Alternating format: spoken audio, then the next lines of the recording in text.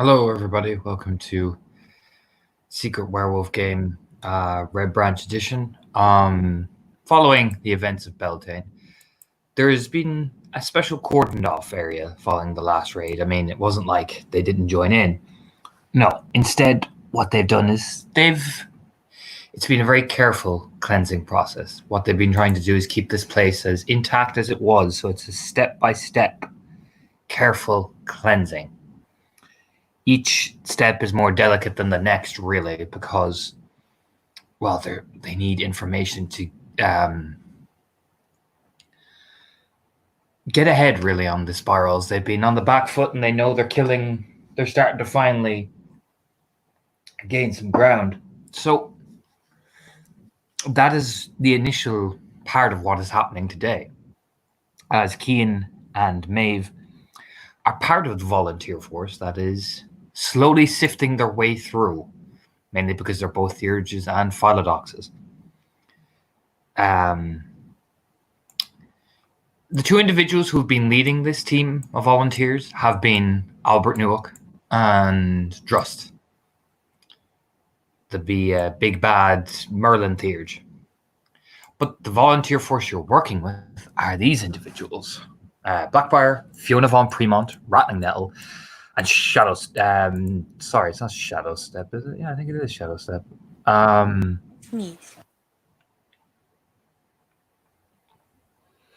Yes, you've been working with these people.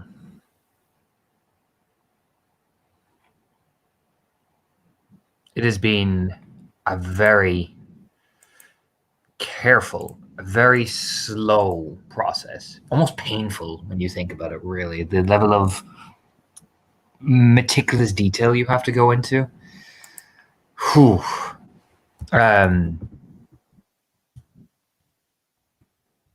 You've managed to get to now, at this point, you've cleared out most of the things I'm going to say, to the point where you're at the entrance of the mill. So you're all kind of standing there with your groups, and it casts a very eerie shadow.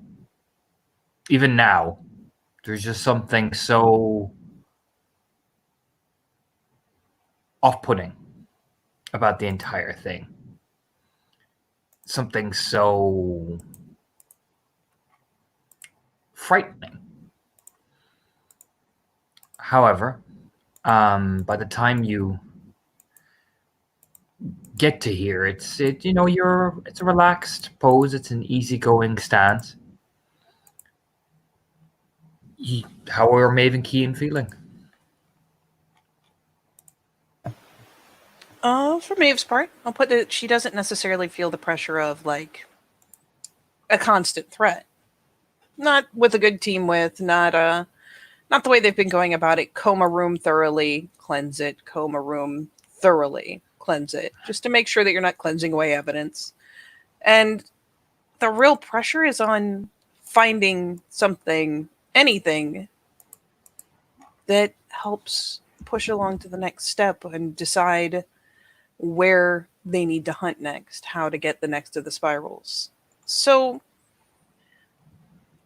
it's not that she's not feeling the pressure, it's just that the pressure is a lot different than usual. And for once, this isn't her skiving off with a small group trying to dig things up that may be sensitive and hide them. It's a more open thing. So it's interesting, especially without her having yet found anything too critical. The longer she goes, the more that they get through without finding something, the more she feels that pressure that she needs to find anything, a marking, a note, a dropped item, and just anything. So by the time they're looking up at the mill itself, it's just kind of that steeling herself for, okay, we're going to find it. We're going to...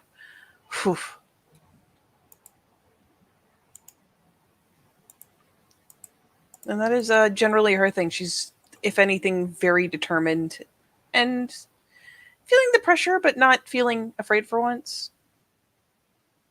Not yet. I think that sums up Cian pretty much as well. He's very keen on actually finding something of use, but is grateful for the opportunity to really sink his teeth into a mission, to concentrate. go through the motion.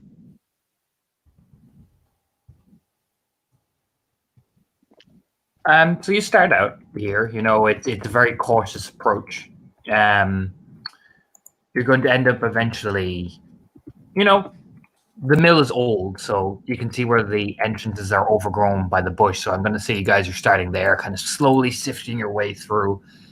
You can be, I will, hand wave a bit to say you're in the Umbra.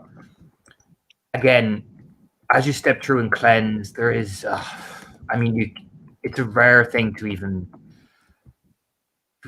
smell taint, but you can just feel the weight of taint, I want to say, on your system even.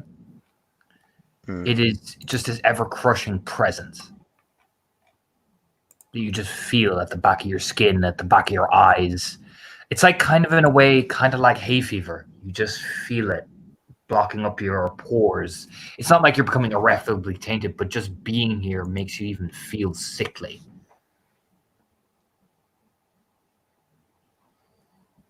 Oh boy.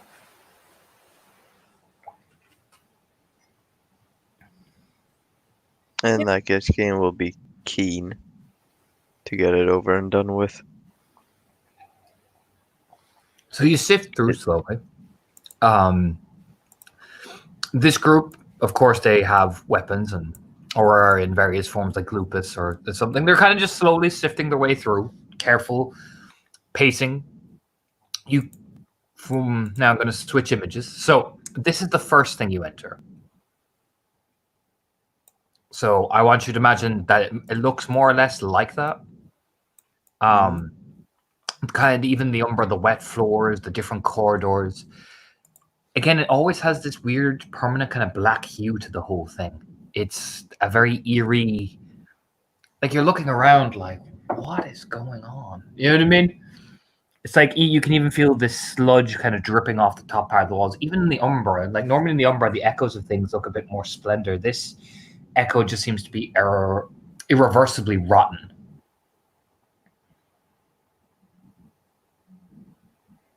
Kian turns the nose up, but continues forward. What about you, Is Maeve? there? Oh, sorry. Does it feel like it's emanating from anywhere in particular, or is it the entire, just a general oppressive atmosphere? Kind of at the moment, it's just a general oppressive atmosphere. Okay. But you can definitely feel the deeper you go in, perhaps maybe you'll be able to find out where and more thoroughly. But for now, yeah, you definitely feel just a general just boom of, you know what I mean? It just hits you like a fucking truck. But there are different pathways, much like you can see in the picture. There's the little things you can turn off the sides. You can start to go upwards and spread around the top part of the area. There's two little different crossways, left and right. You can go up or you can go left and right, essentially. But you're kind of walking in the sludgy water for a bit. Makes a weird little, that kind of chunky chunk noise,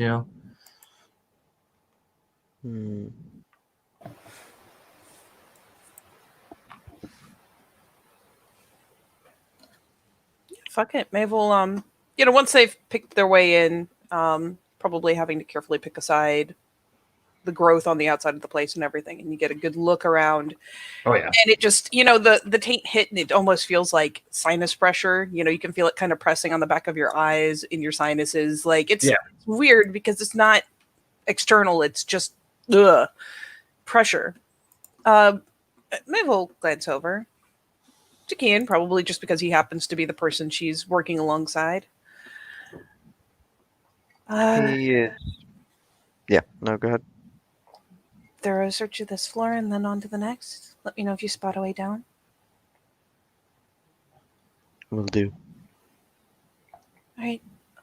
I'm going to go four-legged just to do the initial look around. And then comb through it more thoroughly. Drawers, little places where you could stick your hands, anything. Again, very small things before. Just to point out to Maeve that the center picture is what you're in at the minute. Yeah. That's what I'm saying. The center picture is what you're in there, just so you're not like picking at things you don't. You know what I mean? Mm-hmm. And you said the others are basically places you could turn off side of the main corridor. Yeah, or you can go up onto the top. See, you can even, as the picture suggests. You know what I mean? Mm-hmm. Yep. You can see It's people are just- splitting off. You can see people splitting off into twos as well. Okay. Yeah, in that case, I think Keon would urge Mabe sort of to head further down. Boy, To the what is it? To the picture to the right. You go ahead. You're going to head Okay. right. You're heading right. Okay, beautiful. Yeah, you go follow along, mate. you keep close to our buddy. The buddy system is good and wise. Mm-hmm. Mm, Yeah, you can see typically everybody's either with somebody who can do a rite of cleansing. So like for example, Shadowstep is with Rattling Nettle, Fiona's with Blackbriar, Albert's with Druss. You know what I mean? It's paired up that way. You know what I mean? So it makes sense that Maeve and Keen are put together. So you guys head right. And again, these corridors, Keen, you have to find yourself crouched down a bit, even in Hobbit. So Maeve, you're kind of squatting, and that water is just so sludgy and Yeah. smell particularly for the lupus. Oof. Ooh. She's like trying to find a middle ground of, if I pant, maybe it won't be as bad. Oh God, it's in my mouth. It's in my mouth. Ugh. Not relying on smell right now. Just, yeah. The immediate look of regret. So you give me a perception investigation roll. Why is my phone being weird? So give me a perception investigation rolls. You can either choose alertness or investigation, depends on what you want to look for. The roll will be, I'm going to say because of the smell and the sludge, it's still going to be diff 6 for lupus. Okay, Just because your senses can be a great benefit or they can be a great hindrance. they can. That's fair. 4 successes. On which alertness or investigation? Investigation. Beautiful. And that case, Although for alertness, just in case, because I didn't write it up, he has danger sense. It would not pop. I'll clue you when that starts going off. No, I'd forgotten it until I checked what merits I had. I thought I had concentration. So Right. in that case, I will go the alertness route since he's got the investigation. you've got bigger ears. Just one. Okay, so we'll go with alertness first. You can hear the distinctive sounds of water clunking onto metal, or not the kind of like it's cracking onto a floor. Like definitely, the other way you say if you hit something like metallic, Mhm. it kind of echoes. That ting. Yeah, that's what you can definitely get the inkling of. And say for example, do you know when chain, like for example, say when this metal rattling of something moving in the breeze, like a pair, like say for example, if you've got something hanging, like off a chain, you can hear that clink, clink, clink, clink, clink. You know what I mean? It's kind of like that. For the investigation, Keen, the floor, by the looks of things, as you're looking down and examining it, it doesn't have that corrosion that water, the flooded out floors would usually have, because the water would have had to be in here a long time. What you're noticing is this was done very recently, probably during the attack. You can see bits of notes and things floating away, like remainders of like remnants of like sludge, viscera. It's like somebody was trying to desperately destroy things, but got Yeah. into it because you guys hit the place. You know what I mean? So it's an interesting, and what you find with 4 successes, you can see the shadows of those chains that Maeve heard in the distance. They just kind of bling, bling.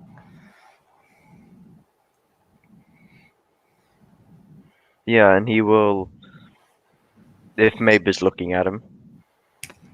Yeah, you can probably see her ears kind of twitching. She's lower down. Maybe her vantage is not as good. But you Oh yeah, it's definitely a height. It's definitely a height thing that Keen has over you at this point. That's why he's seeing them. yeah, if anything, like obviously she's still kind of trying to find a happy place between breathing through her nose and mouth. So that's completely shot. But vantage wise, she's got less height. But he can see the ears. Like every time that shadow sways, her ears kind of do a twitch twitch. And he sort of gestures with his head towards the chains.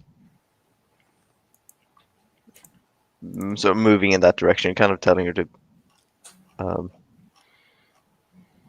come with.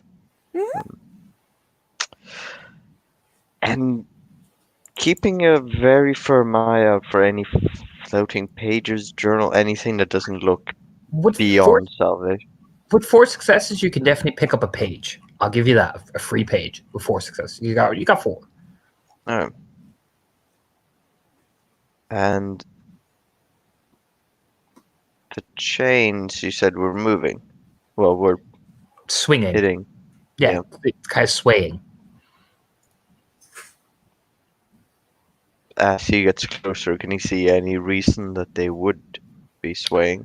Yes. I was about to reveal that to you. So, as you start moving along, you can see you can see them and see the little things hanging off the hooks of the chains as you come in. Now, again, the picture to my right is what the room looks like. It has all these kind of classical spindle things, like these old machines that you would have used in the mills to, clothing mills and all this sort of stuff. It's got very old sort of machinery, but you see it's been almost maniacally converted. So instead of cloth, well, what else would you use to spindle and weave in a really horrific way? That's probably where the smell's coming from. But what you can see is the hooks have the things that they pull down, place the body on, peel, spindle. And you can see the various states of decay of how they went by step by step by step. So you've got one that's fresh, partly flayed, fully flayed, picked clean.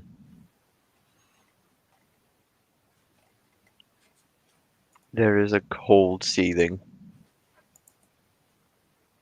And Cian, the smell is combined with now the sludgy water, the smell of now rusting metal, decomposition, and rat droppings. Hmm. Yeah, How- no, he covers his mouth. Yeah, how And you can now see it in the kind of the weird umbral light, you know what I mean? mhm. Like Maeve can too, you know what I mean? Yeah. I'm not gonna lie, with the sheer weight of the smell and everything else, especially as they turn the corner and she can see the bodies. Yeah, no, she's going back to breed. That the keen sense of smell, taste being intertwined and feeling like that horrible everything and all the smells associated with it are in her mouth are too fucking much. She goes back up and kind of turns a glance away. Oh.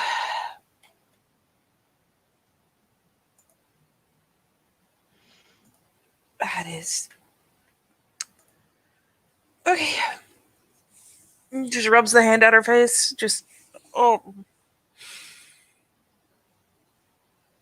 I was wrong. They didn't suffer enough when we killed them.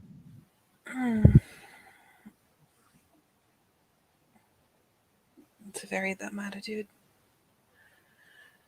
Better to just have them gone. Be sure they're gone.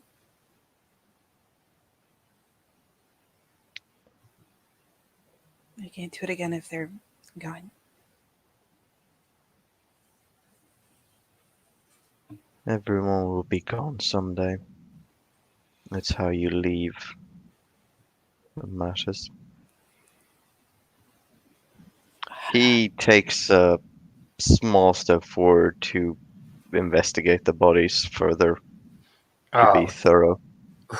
I mean, they don't move. That it's just Do flies. they move? No. I mean, the Banes that were there, they've kind of slithered away, kind of bits of little small maggots. That's the creepy part of it all, really, when you think about it. Mm. Here's the question. Imagine what this looks like on the Tellurian. If this is what it looks like in the Umbra. Yeah, murdering and doing something so bad that it creates a shock and impression on the other side is pretty. Yeah. Like you can see the little maggot veins, like harvest, corrupted gnosis. That's the creepy bit. Like you can dead on see it.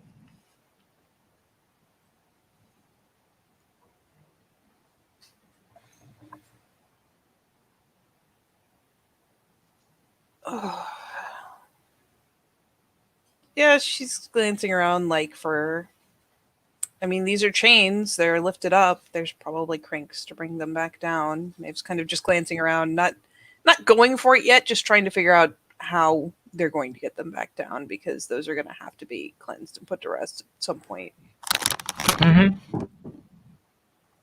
Oh, there's a switch. Or what looks to be a switch. You hope.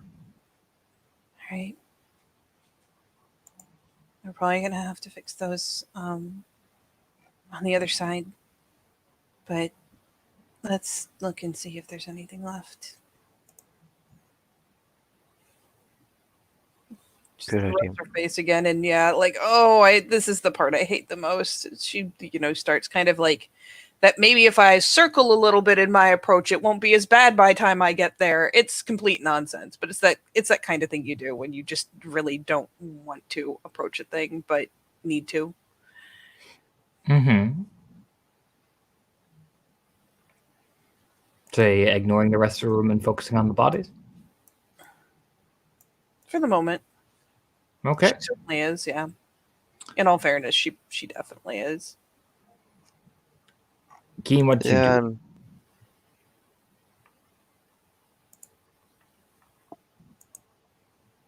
I think he would take a sort of a sweeping glance.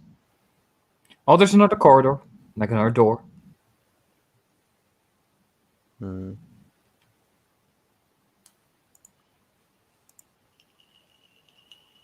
Okay. He just sort of turns around. Can you get them down? She blinks over and honestly kind of looks down. Is the sludgy water even under the bodies and everything? Is it like across the everything? Across everything. It's like this entire area was flooded. How high are the bodies hoisted? Like at her face height, would she be like, are they just lifted a little bit? Are like their feet at her head height? Like Their feet are at your head height. yeah, she's glancing up and kind of assessing it, but she does point over. I think there's a switch over there that'll bring them down. Hopefully we Okay. can bring down one at a time, but kind of glancing up, I don't know how this works. It might be all of them. Only one way to find out. And he heads to hit the button. I mean, you touch the little rust spider, which is the creepiest thing. It makes a weird like noise. Hmm. And the body just the fully picked clean body just drops. Wow, it's not gradual or anything, just all the slack suddenly. Yep. The partially flayed one, duk, duk, duk, duk, duk. And the clean one just slowly eases down. So gracefully. And what's creepy, it stops at your height, like, so you can just easily reach over and move it. Yeah, I'm not gonna lie, the first one colliding with the floor so abruptly, like, makes her dance back a step, just like, oh, shit! Just, it's a very startled reaction, though as the other kind of jolts down, she kind of winces, but with the last coming down slowly, she'll probably reach up and, just in case it is about to hit the floor, like... You really gonna reach up and touch that? I'm gonna have to cleanse it and check it over. I'm gonna have to touch it eventually. Oh, I don't want to, but it's almost that please don't hit the floor, please don't hit the floor. Maybe if I guide it a little. No, it does not do that, Maeve. Again, it stops slowly, carefully, as if it's waiting for its conductor to have its way. Yeah, she hates that. Don't worry. As soon as it's, it slowly eases and then stops, and she's just like, mm.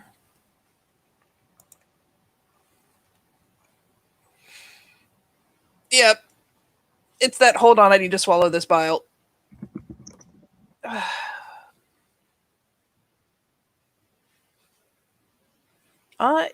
Is the body naked? Yep. Oh, of course it is. I mean, why waste time with clothes?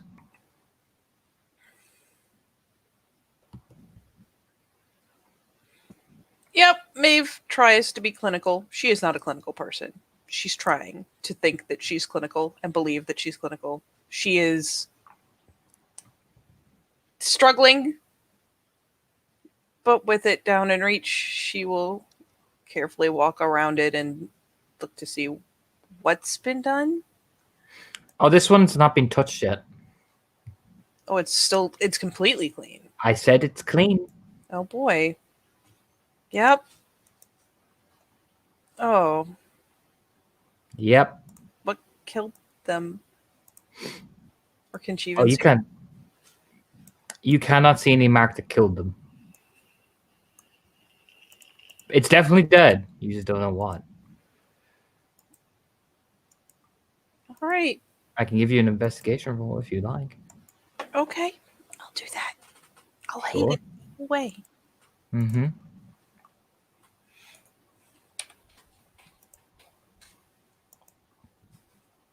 Oh, wait, that's a lie. Let me delete that. It is a lie. It is not my pool. It is not your Apologies. pool.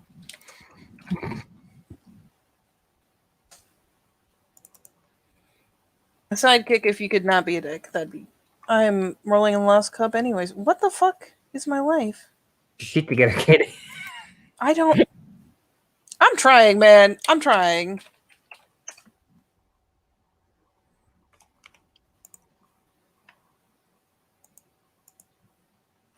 You're gonna make me use roll 20. See how it is. All right. Roll 20 it is. One success. One success. Poison. Just like this. Remember that black liquid you found in some of the bodies? Mm-hmm. Hey. Uh-oh. Great. You can see it in the veins. Like you can see it's like completely taken over the veins. There's no kill marks. It's just completely taken over the veins.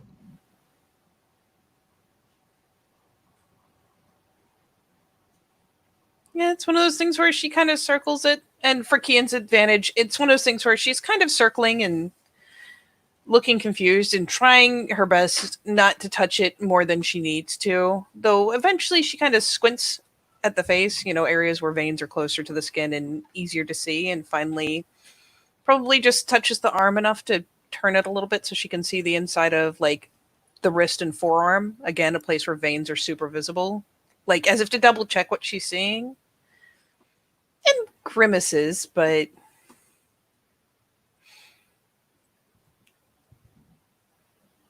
maybe she just doesn't think to call it out. But you can tell she sees something and seems like, well, that makes sense, and then turns aside to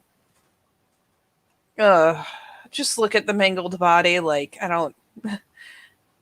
The most I don't want to, but I need to look. Yeah, Kian's standing close by with his hand over his mouth. Yeah. She just like glancing back to the one she just touched, the clean one. He used your poison to kill him, or at least to kill that one. You can see the veins turn they turn black. Hmm.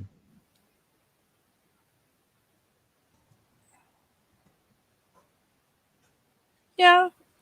The Did the partially mangled one go all the way to the floor? No, Oh, great. he hadn't finished with that one yet. Just start circling that one too. Trying to determine what he was trying to get out of them besides just abject suffering. He always seemed to be after something in particular. Oh, he's going over to the mangled, flayed one. Yep. Oh, yeah. Right. Certain things are missing from the body, certain organs, certain bone structures. Its entire lower jaw is removed. Certain things were taken away. It's completely drained of all its blood, too. Same with the earth one. That's why I made this such a sad, pathetic little squeak when it hit the ground as well. Hmm.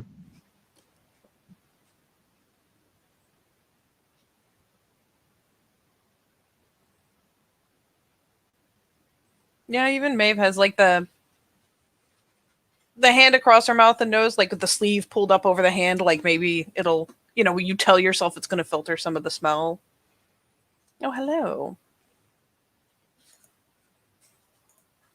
And is just kind of carefully seeing as much as she can without touching initially, and then finally we'll probably have to, unless they're... I guess it's dependent on whether he just cut away the things that were in the way or kind of surgical precision, like put a slice and then stretched it open to reach his hand in and then left less overall. He used tools to do everything. He did not touch that sack of meat. Hmm. Think of who you're dealing with. He used tools. Precise, perfect tools. He stretched open the skin, injected, drained. I'm assuming Everything is done with a surgical eloquence to it that is like, to be fair, Maeve, there is do you know what I mean? like to the point where it's almost like looking at an anatomy book where everything's cut away in very clean sections. Yep. Awesome.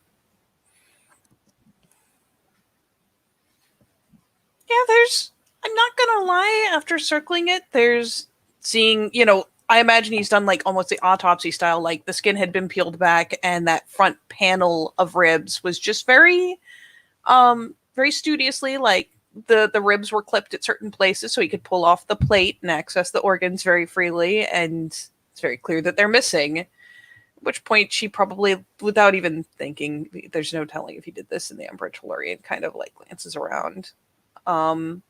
She'll... You're in the Umbra. No, he did this in the Tellurian.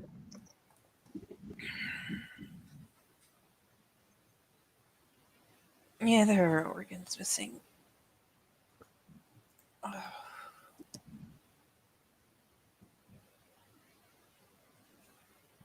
Probably have to hit the other side before we cleanse if you want to see if he did anything with them.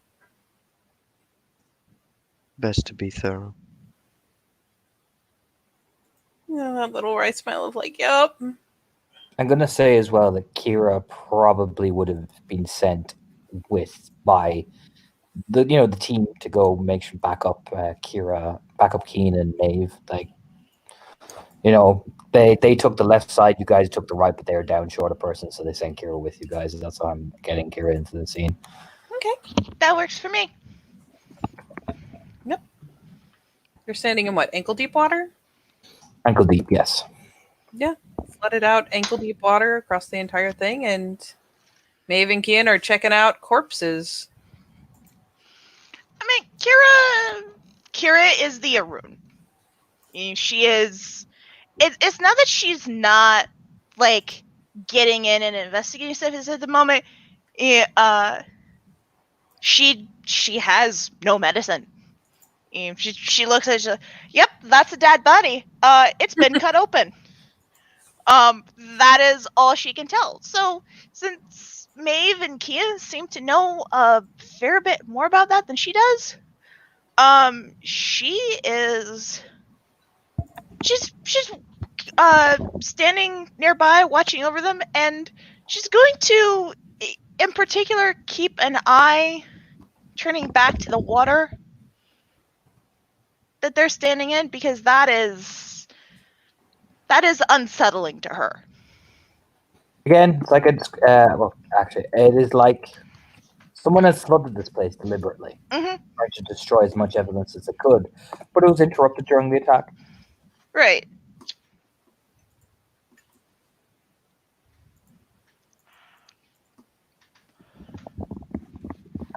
And you know what? If this is where he was doing his work, she'll finally. Oh, she doesn't want to look at the holy stripped one. Oh God, she will give it a glance, but What are you doing? just take a glance at the one that's been completely stripped down. Is it just like a skeleton barely held together at that point, or? You're amazed that the thing was even able to hang on the hook properly. Oh, I do need to ask. If I get in and get a look because there are rat droppings and whatnot around, have the bones been chewed? Yep. Awesome. Nah, shoot. But again, I will emphasize, this is the Umbra. You don't know what's on the other side. You have no idea. This is only the echoes of shit. I'm going to stress that to you. Okay. All right, I'm gonna make a regrettable decision. He probably kept notes of what he was doing. She's gonna step back and away, let Kian have a comb through. She'll be pointing out what she's seeing, just so he's up and up. But Yeah. she'll step back and give him a second, and then do something else.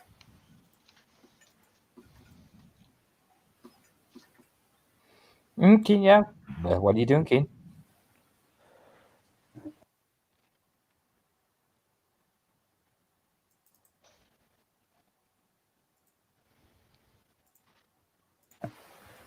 Are you with us, Raz? Hello? Yes. Sorry, I did cut out that for a sec. No, he was just asking. What are you doing, essentially? What's your plan? What are you doing? What are you doing, big guy?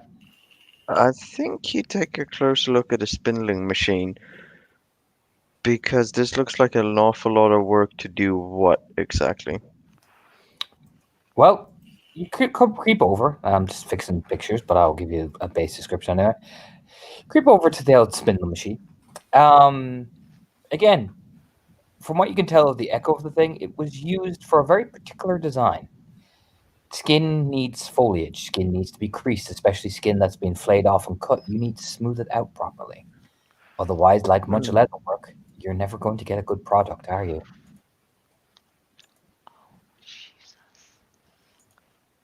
Oh.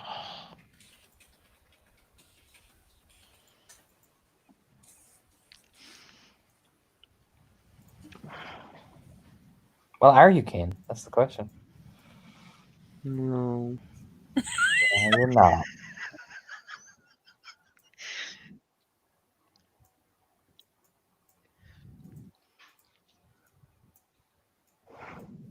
Okay, so I'm gonna roll a percept investigation on it. See.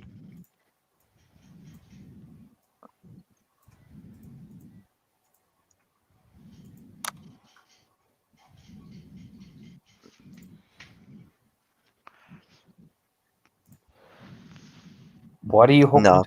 What are you hoping to find?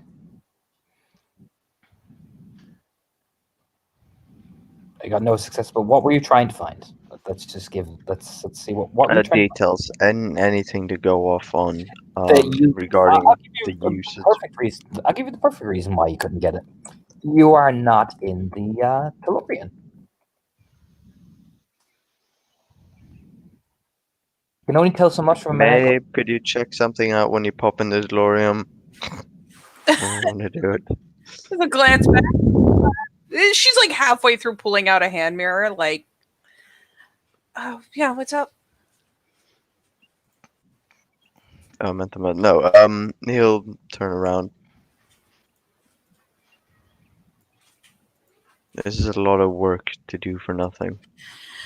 Yeah. Yeah, I'm about to take a look. As Maeve is like kind of backpedaled to view like the entire area where they were hung before, like when they kind of walked up to it and could see the whole thing and, more conclusively. And she stepped back there and kind of pulling out the mirror, like, yeah. Yeah. Give me a second. And she's definitely going to look before she leaps anywhere.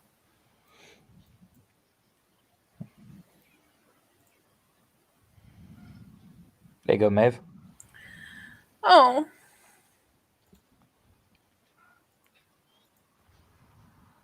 Hmm.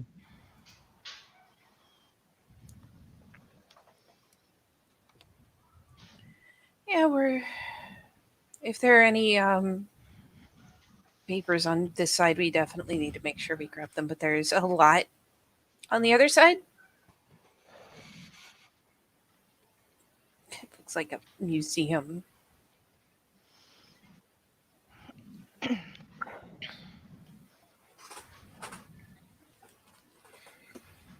Hmm. Well, if it's a museum, there might be very valuable information.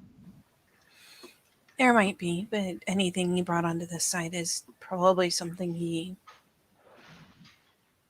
wanted to hide from fire or from people looking through. Then we search. Yeah, there's a nod. And when we cross together.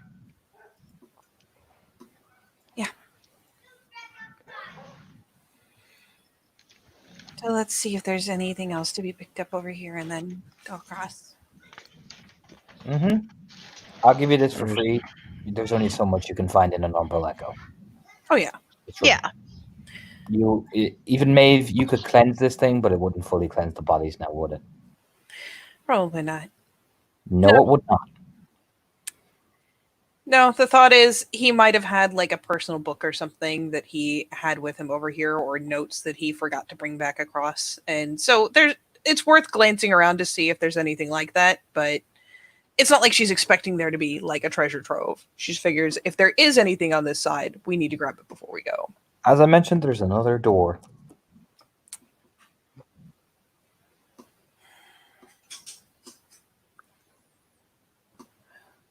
Should probably look and see if it's a hall or just a small room. If it's a room, we can clear it on this side and then hit the other. Kian gives a nod and goes to open the door. Looks pretty much like this, really. Oh. Down. And it's black. Black as midnight.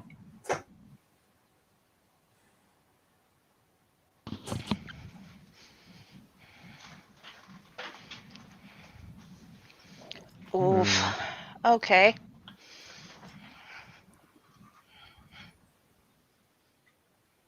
Oh, worthwhile question. Have we been connected to any of the other search teams by one of the Galliards? Yes. Okay. Yes, you have.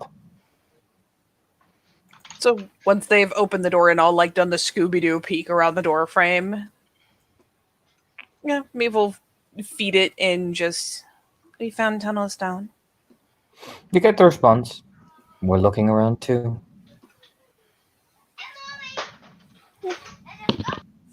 She just kind of nods along, like, makes sense, but it's a worthwhile thing to let people know about. Okay, let's check the other side up here and then go down there. Into the black. At least see what they can see. Maybe not go all the way. I'll put it like this again. It's pitch black when you step properly down. You know what? Let's test a theory. Let me look up the roll for fairy light, because if that doesn't lighten it up at all, oh.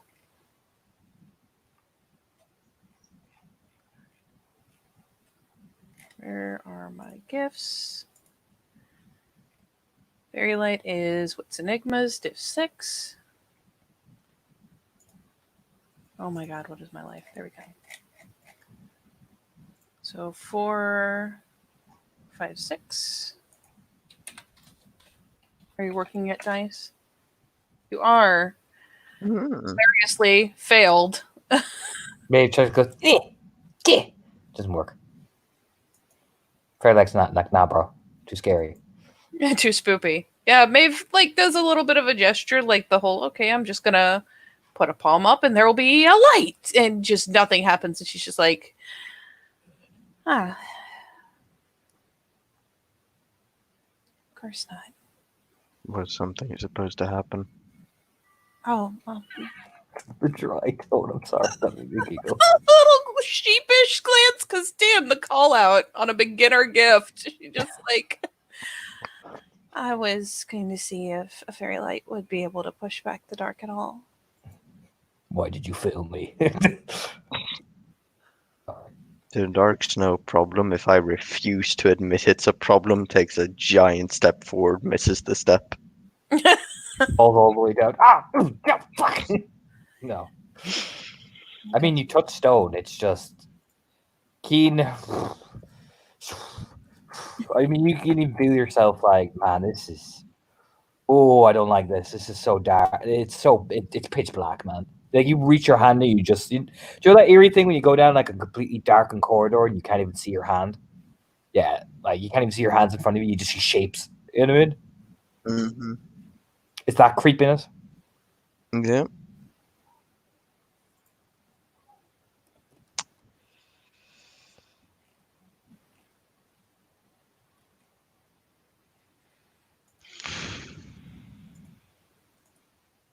Anyone else want to give it a try?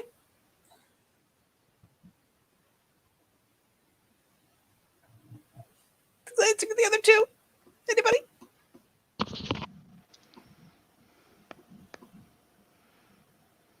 Actually, do I have Fair Light or something? No, You? no, I do not. I do not. No. Oh, fuck it. She'll make one more attempt. Just to be like, come on, buddy. It's okay. You can come out. Ugh. It's not okay. I'm a liar. Yeah. I mean, I'll clue you this. Are you going to stand in the open, empty corridor just trying to rapidly rip the light? Or are you going to stay in the well-lit room? Oh, I'm still in the lit room. No, I am like looking through the doorway like, man, that looks like shit. No, I am not in the hall. Fuck that. Okay.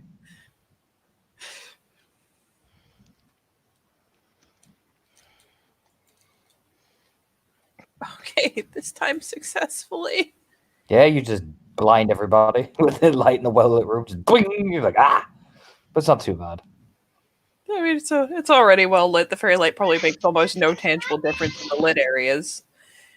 So she'll try to just kind of gently guide it towards and through the doorway, just to see if it'll push back the darkness at all, or if the darkness is like all-consuming.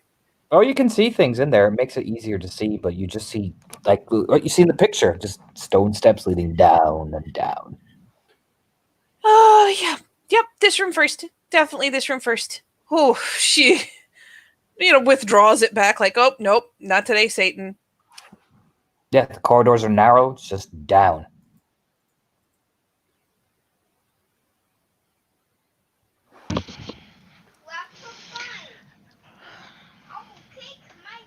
Uh-huh.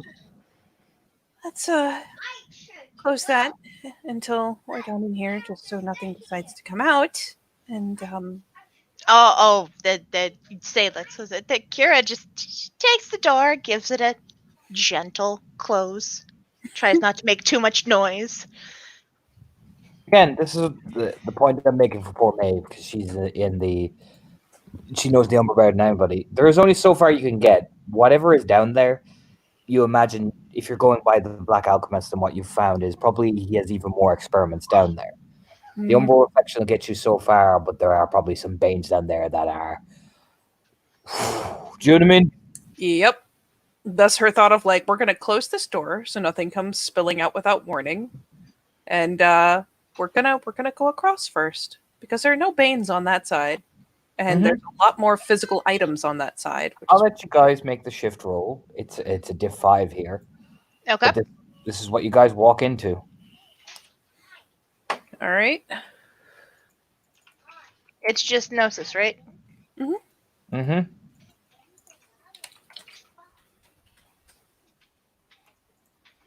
Barely. Nope. I said I would let you guys make the cross. That means you don't Oh, have to roll. Oh, okay. You fools. You said roll. I was confused. I said I would let you guys make the shift across. Okay. You fools. Bleh. Well, I made it across anyway. In neither cases, so I don't care. I made the cross without any of your help. Yeah.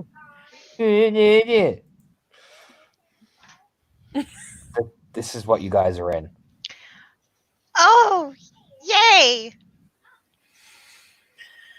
All right. Oh, the smell is even worse. And oh, it's almost say the smell is even worse in this room. Y- Like now that you're in it, manifesting flies. You know what I mean? mhm. You can look down and you see, yeah, he flooded this place.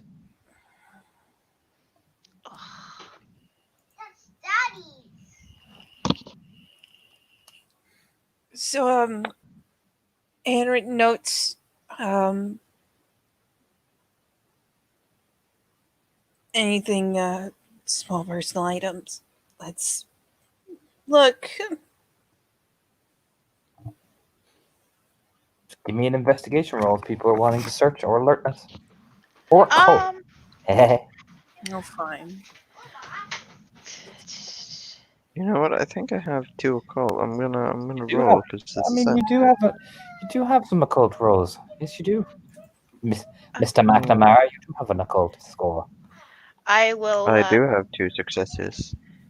You have 3 dozen occult, actually, Keen. You know what? Oh. I'll go the investigation route then. I will make the alertness roll. Sure. I will roll 1 more dice then. Oh, If I get a success. Beautiful. I have 3 successes. You have, yeah. You have an intelligence specialty, don't you? I haven't assigned anything. You should. Otherwise, that 10 would have popped. Isn't it if only for the things I have assigned it? Yeah. Yeah. But yeah, I recommend getting an intelligence specialty.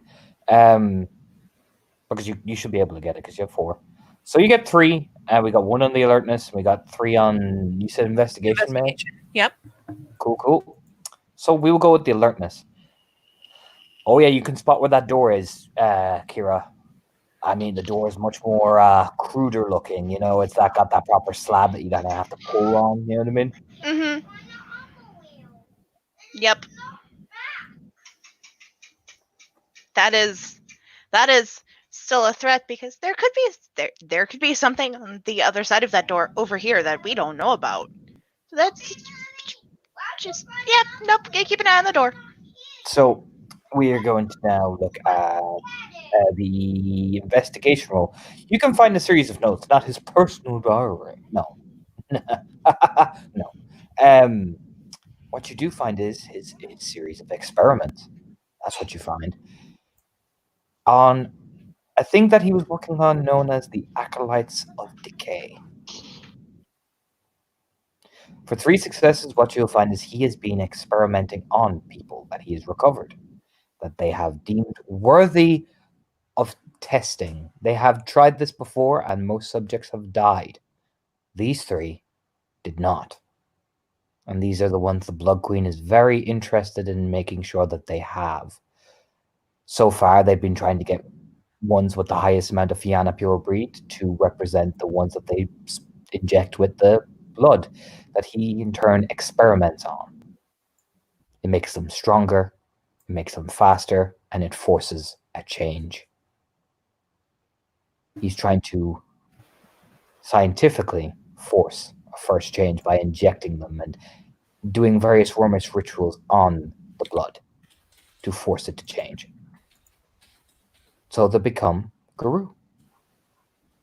Except already tainted. chosen acolytes of a new beginning. That's for 3 successes. For Mr. Occult. Oh yeah. This is, you can, like, you look around and you study and you think. And Keen, you had heard, you've researched into the Red Stag Rebellion.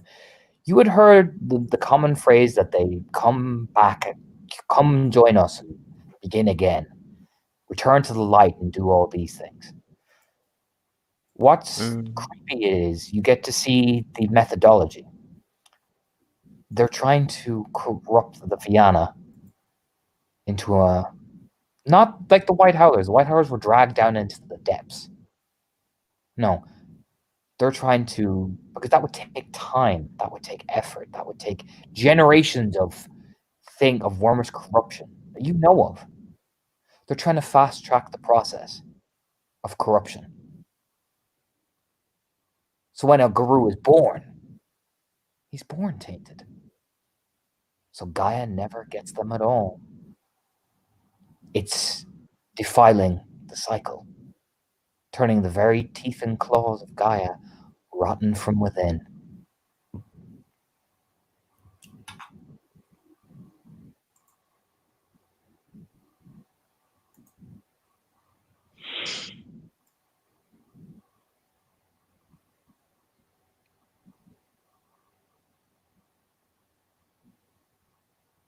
Yeah, it's taking all of this in. The key and basically curls up that ruined piece of paper that he was holding. How's May feeling?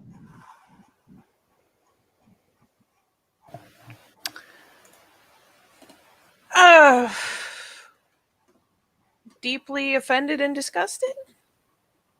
Pretty creeped out. She's probably got like the goosebumps going. Just being in the room or being in this place for any length of time was bad. Seeing these displays that have been left up is worse. The bodies made it worse.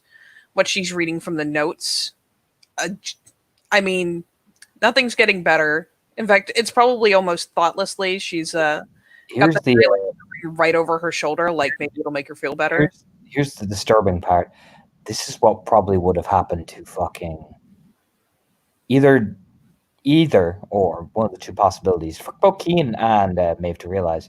Carol, the cub that was rescued, right? Mm-hmm. They would have either turned her, or they would have used her as part of this. Yeah.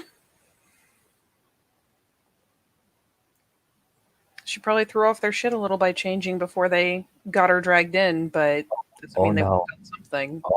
Oh no, that's the most disturbing part of all of it. Because, that Keen sees it, he's probably, I imagine Keen's probably on one of the desks. Keen finds it first because he's got the occult score. They were going to skin her.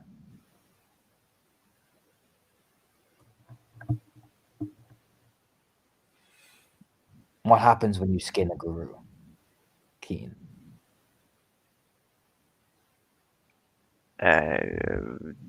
Honestly don't know. Well, you typically, the process of the disturbing rituals that you would need to make a skin dancer, but no. Imagine what you could do with the fur and breed of a Guru, and you attach it to one of these corrupting factors. If anything, it would make them stronger because it's imbuing it. She would have been an ingredient, essentially, in making them. Oh yeah. A very powerful ingredient. Like, I'll put it like this, Maven Keen, that's straight up, like, the levels of heresy that you are looking at is awe-inspiring. Yeah, Maeve will even come over to Keen to compare notes since he seems to have found something. So, yeah, so that we can put 2 and 2 together on what we found.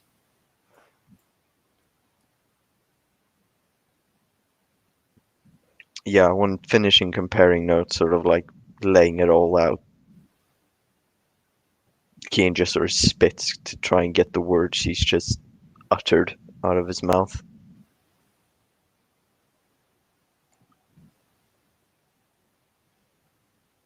They didn't suffer enough.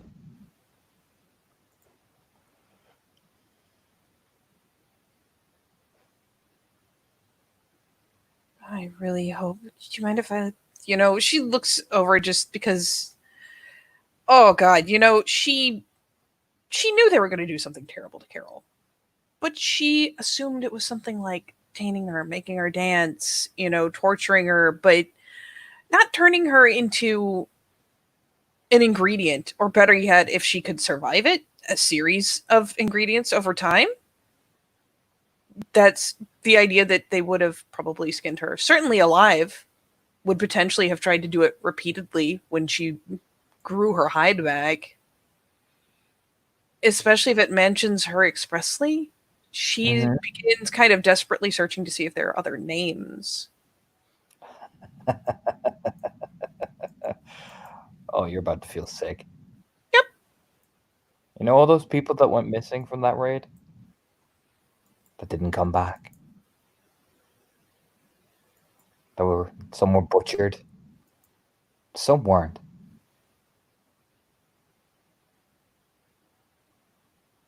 And they're mentioned like they're living subjects, aren't they? Subject this, subject that. Hell, looking over at some of these things, maybe some of the disturbing things, maybe that's them. Who knows?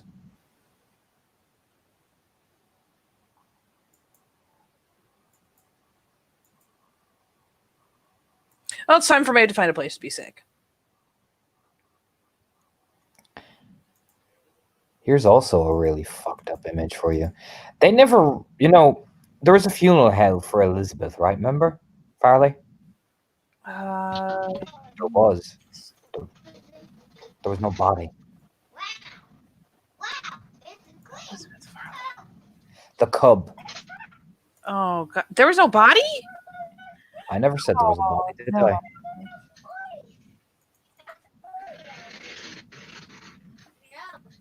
Oh, Torna. I never said there was a body, did I? Why do you have to hurt me?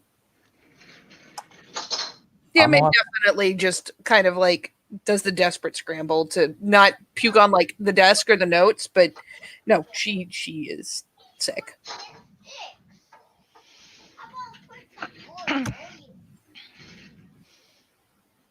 Yeah, Kian stands at attention, sort of stoically waiting for Mabe to finish. If Kira will swoop in, catch your hair, hold it back. All right, Torna, I need to know how sick she is. Does it speak of her like she is a living subject, or is she confirmed dead? Oh, it says confirmed dead. Okay. Well, she was killed. But as the Black Alchemist writes, I need you to mute Heather because I love West, but my God. I need to put on the Black Alchemist music. I'm sorry. I'm sorry for all of you. Let me just get them on screen. Okay. I want you to listen to that music. I'll link it for you guys again. Oh, don't worry. I've had it going this whole time. The violin's fucking with me as usual. Here you go, Raz. You know what she means by the violin. Subject 56.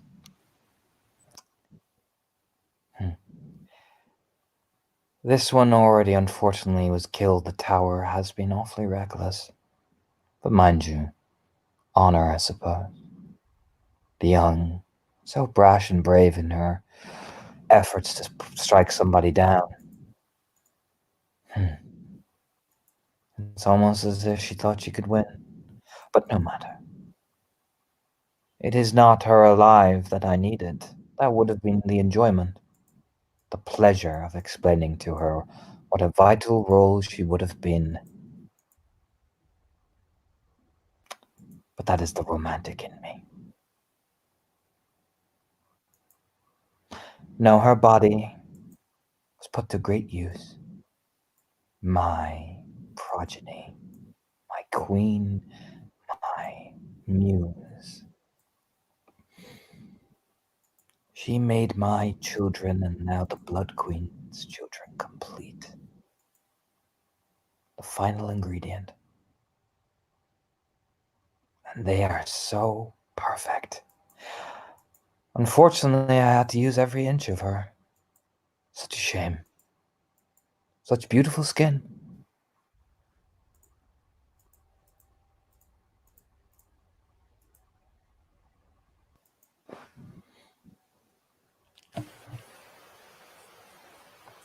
Yeah. It's not long that Maeve is sick. It's just one of those things where you suddenly get the overwhelming urge. So it's not like she sits there, gagging and heaving for any length of time. It's just no. But how are you guys doing after reading that?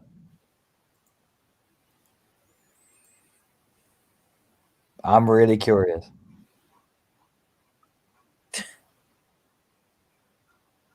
Well, you know how I'm doing. How about you Oh, guys? I know about you, Pukey McGee.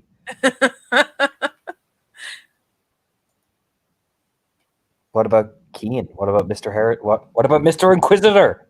How are you doing, buddy? Let me see. You're rolling Let right me see. power. I'm scared. Goodbye, mate. He just floats off.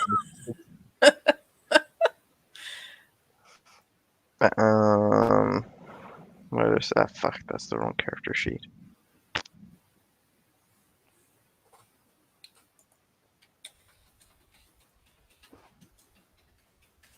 That be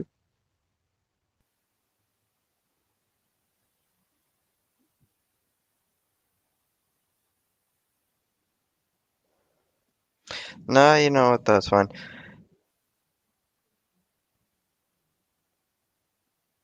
There is a loud sound as Kian folds the desk chair over the nearest piece of metal. Oh yeah, you smashed one of the little lovely skeleton pieces. That's probably not, like those things you see in school. Like, let's be real, Keen. Yeah, it just comes apart, like collapses, makes this pathetic little sound, of flesh impacting stone. And gives himself a minute or two to breathe, still holding what's remained, still holding bits of the chair How about you, tightly Kira? enough in his grasp to sort of turn the knuckles white. How about you, Kira? Oh, Kira's taking rage. All right, roll it, Miss Haroon.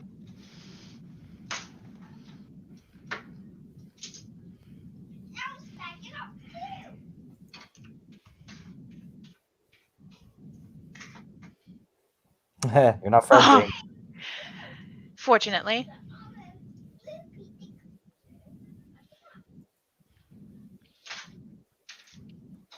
She's taking rage.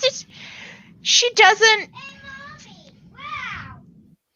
take the same destructive approach as Kian does.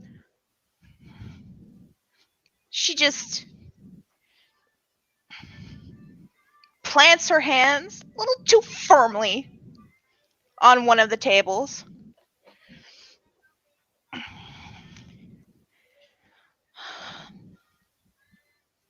Sick, twisted perversion.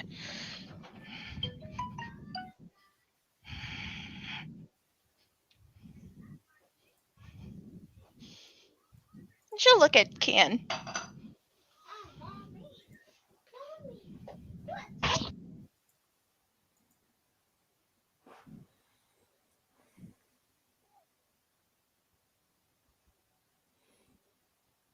So what are you guys doing?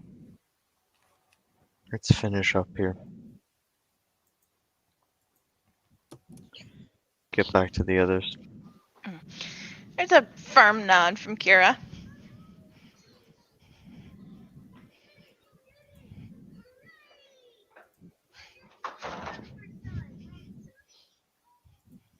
And Kian will head to the door we saw earlier. Okay. That same long, dark corridor, big man. But it's not as ominous. I mean, it's not as black.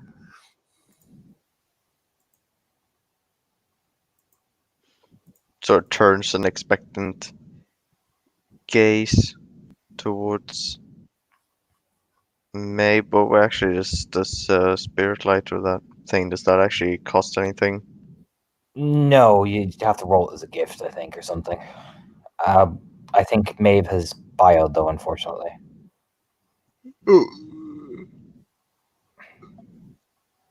Why didn't we bring a flashlight? Why didn't you bring a flashlight, Keane? Yeah, Because I don't believe in technology.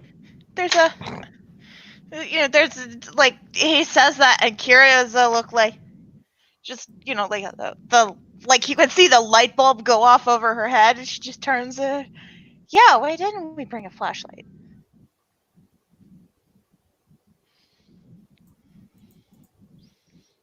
Flashlights next time. Yes. Fishes in his pocket for his phone to turn it on.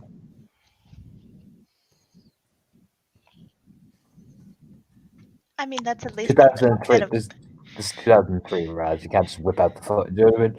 Oh fuck, 2003, I've completely forgot. I mean, a 2003 phone would be like we're not walking blind entirely, but everything else can see us. Exactly. Farther So. away than we can see in front of us. But like I said, there is the corridor, the darkened corridor. Looks like it's leading down to more rooms. Is there any horrid smells? Oh yeah, always. Okay. Raz, the smell never ends here. Does it get worse though? Oh yeah. Oh, even worse than before. Just maybe an odd question. Does the smell coming from the corridor smell more wet? Yes. Okay. I mean, you can always see water coming down. Yeah. He flooded this place entirely. So it's always got that wet, little moldy smell to it. Mm-hmm.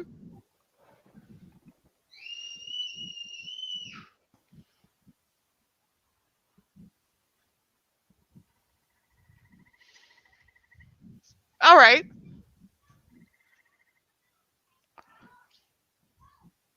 No, we need to beat her. I'm just waiting for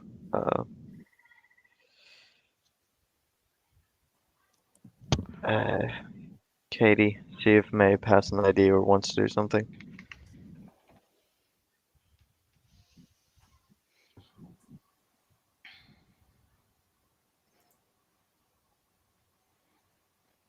Yep.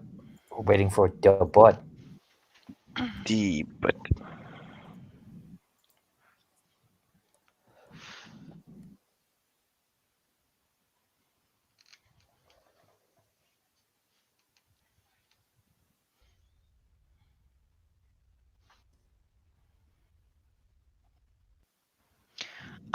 Torna, Mm-hmm. about how wide is the staircase going down? Like the picture. Very narrow, one at a time. Okay. That's what I thought. I was hoping you might tell me different. Nope. One at a time.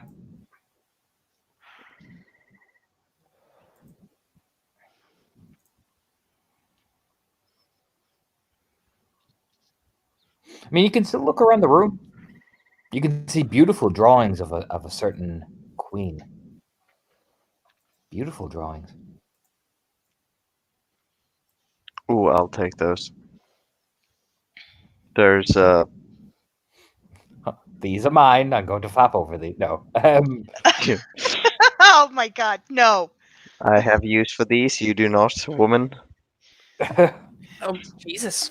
You don't understand the obsession I have with this. I mean, it's evidence. Maybe we'll at the very least be trying to collect the notes, but if you want to pull down pictures, just. Oh, there is a... Hang on now. Let me just get the right style that I need for this. Oh boy. There you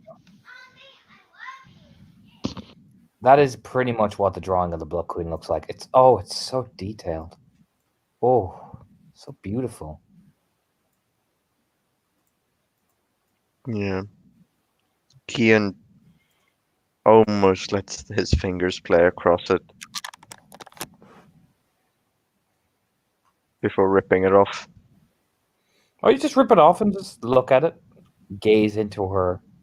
Oh, it captured the eyes perfectly and everything. Because let me get a better picture for you. Or Kian McNamara.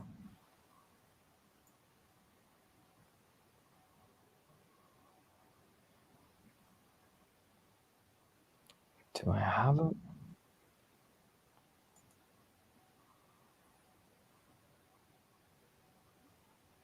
Let's get real creepy, Keen. Because I imagine you're looking headlong into its eyes, right?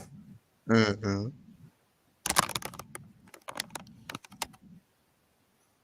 Let me just. Where is it?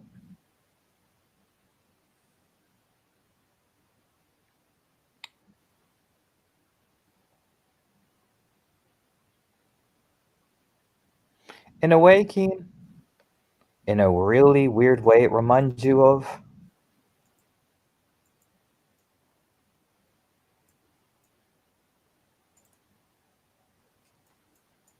Oh.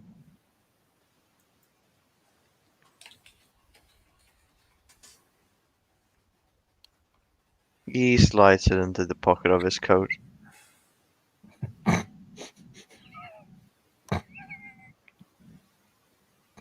Just gonna keep this. In a creepy way, the level of intimacy done kind of reminds you of that.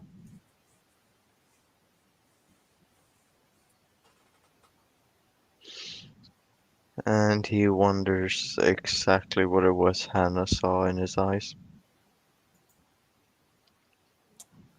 Gotta wonder, don't you, big man?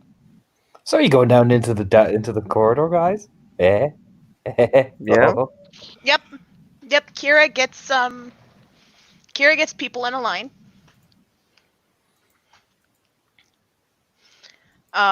Probably herself in front. Maeve in the middle and Kian in the back. All right, Kira shoves you into a line. You all start marching down the stairs, and you end up in another place much like this. You down. You can hear the dong, dong, the little sloshy red wet steps, and yeah, you end up in a place much like this. Oh.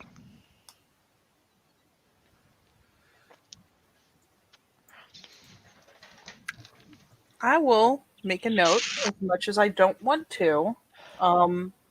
Because I imagine every time we open the door, water starts just sluicing down the tunnel.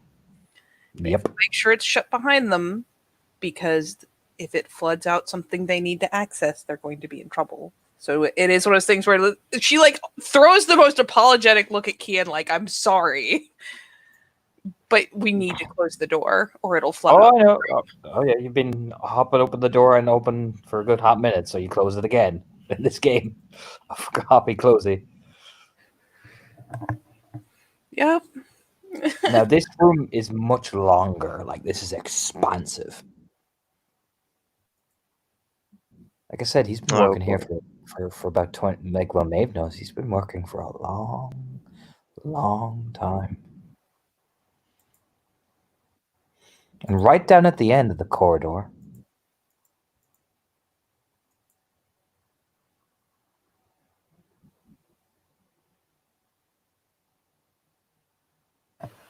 Thanks, I hate it.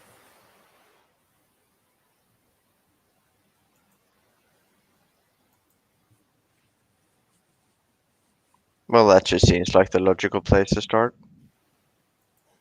just marches through everything. Start at the other end and work our way back, I guess. Why not? Yeah. He just storms down the lane. Heresy! Do you know what I mean? March. He puts on his heresy glasses and just starts storming over. Yeah, Maeve, that's that. You know how that is. Without her skin? More or less, yeah.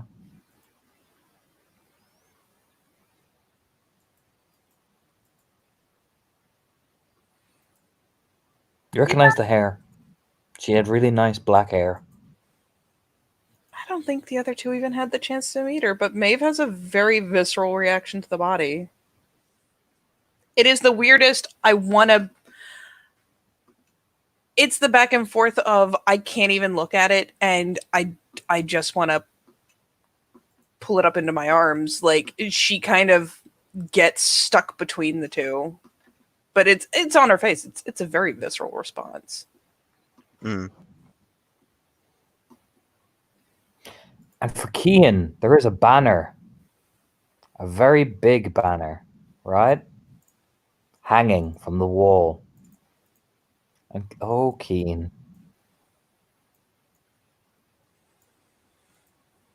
Oh, of course.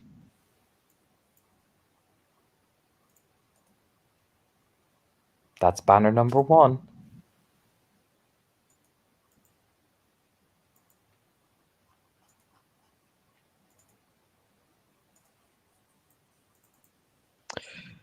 And that's banner number 2.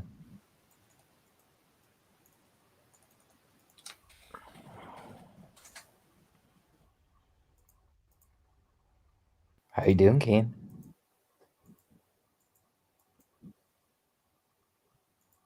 His eyes. What do they look like? Yours.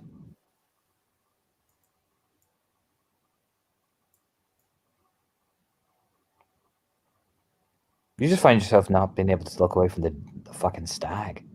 If anything, Keen, it just looks at you.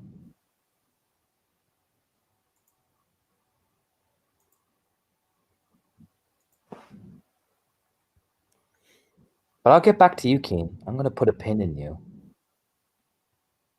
Keen McNamara. So, Maeve and Kira, what are you two doing?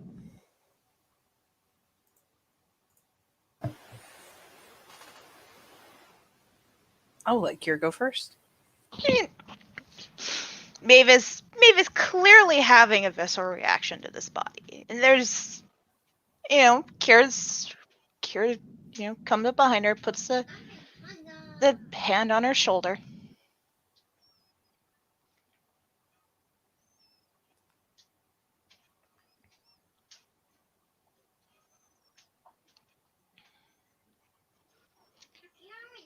And she gets Maeve's attention.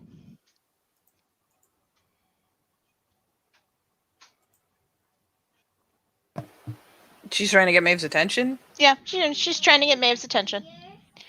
Maeve, look at me. Maeve kind of snaps a little bit out, enough to just kind of wave a hand, like, just it's like that little kind of hold on kind of gesture. Mm-hmm. And it at least is enough to snap her into doing something. And God, yeah, she reaches out for that joint link again and is just like, just I found Elizabeth.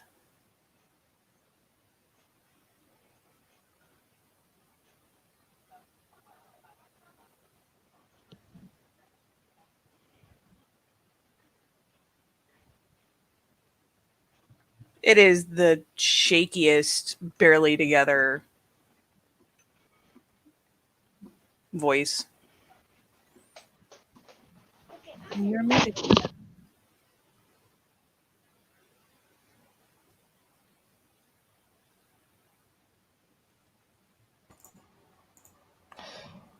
You hear, I suspect you did, from Just.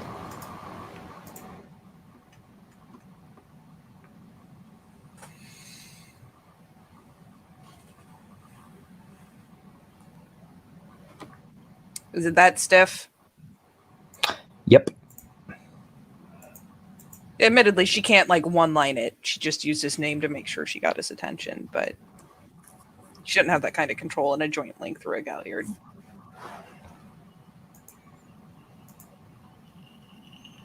It is that stiff.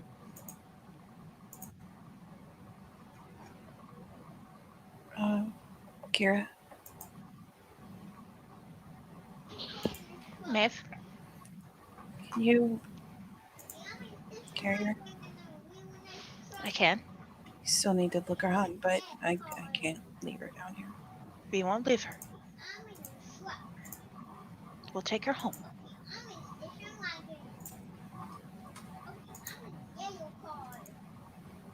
Yeah, she finally takes like a step back. It's still very choked. And she's torn because but she doesn't have a layer of skin. She wants to touch her at the same time. It's a very visceral desire to not touch something that doesn't have any skin on it. It's dude, it's conflicted.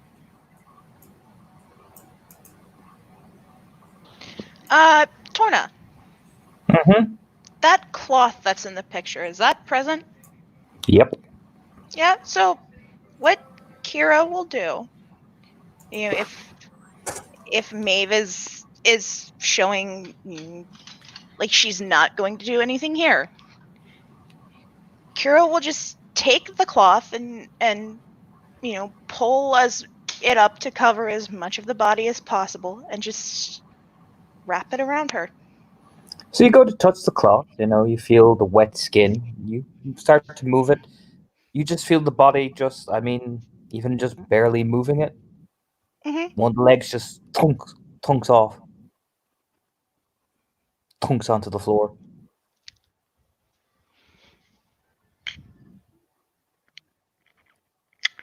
She freezes.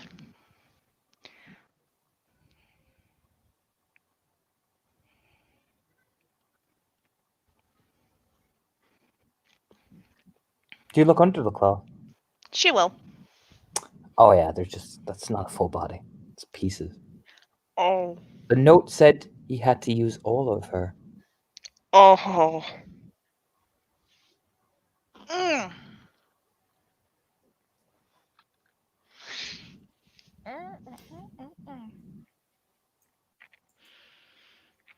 Okay. Okay. But anyway, Missy, we can move on to Keen McNamara. Well, Kira gets to digest that lovely thing. Keen, you're staring into this thing's eyes, right? Oh yeah. Just here in the back of your head. It's almost like you're staring, and then you just hear the soft, whispering voice. It's almost as if you cannot save them, can you, Keen?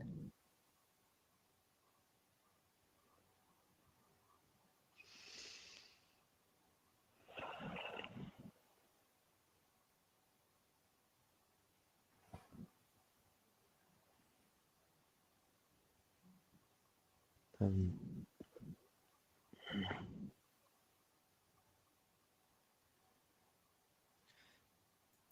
and they will be avenged. Avenged?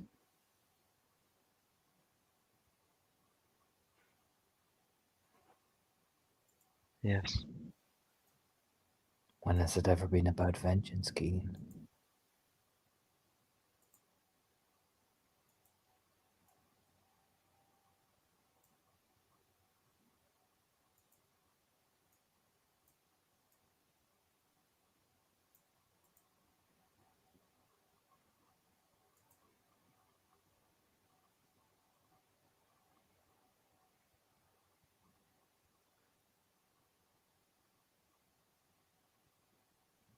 I will burn every last thing left of you. Oh, now you just sound like me. The line stands strong. Keen McNamara.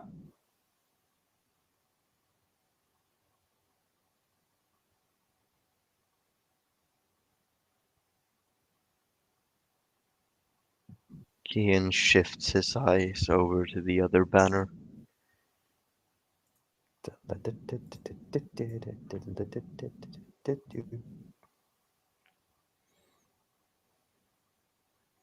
me just get this on the thing. Where are we going? Where the fuck are you? There you are.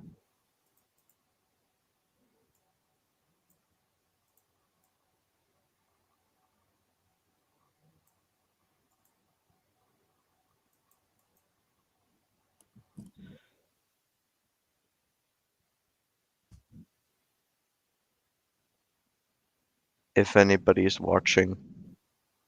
Not that they would be, considering they have other things to focus on.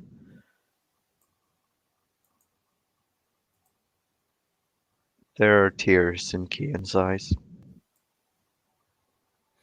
What Keen will hear, and the soft voice that in your head sounds a bit like Morin's voice. Rejoice, Keen. Death is not the end. Rejoice.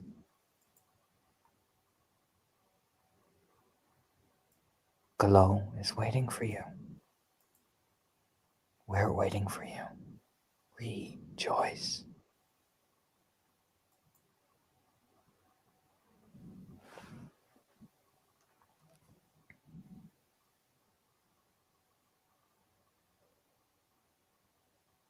Kian turns around and quickly stomps off to some corner of the room to continue the investigating. He just passes right through Kira and Maeve. Oh yeah, you can. I'm at Keen. You're like I said. There's a small table that you're like. I imagine you're looking through various like surgical tools, like anything, all that. That's basically what happens. Yeah. So the room snaps back into action as Keen, diligently comes over to the table, totally not with tears of, well, I don't know what they are, in his eyes. As you know, Maeve, that leg, as you know, Shayna dutifully tries to cover it up, paying all due respect to the body, the leg just plops onto the ground, and oh Jesus. Oh, Maeve immediately has to twist and look away. She can't. Like, I'll put it like this. It's more like there is no sinew, cartilage. There's only bits of muscle and bone.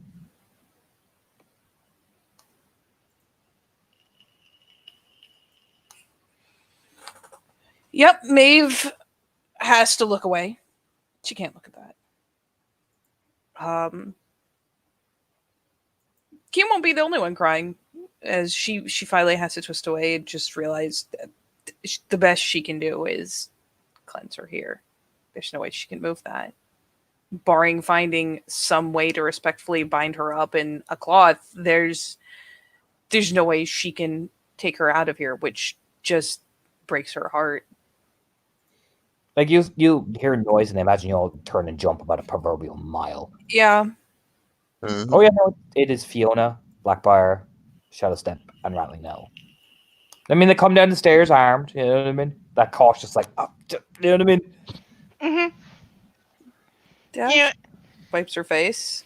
Kira, for her part, she hasn't yet given it. Like, she's assessing what pieces there are and if she can bundle them up to carry them out, because one of us shouldn't be left here. There's hair, full head of hair, Mm-hmm. no skull, Oh, okay. parts of an arm, one of her legs, a couple of her ribs, and her lungs.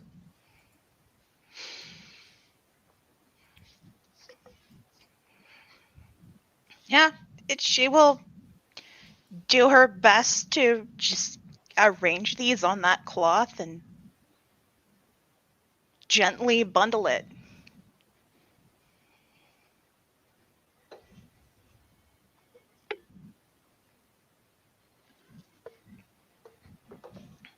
I mean, Fiona kind of look. They're at the opposite end of the room. They haven't seen. They see you guys, but they're not. They don't see the horror that you're dealing with.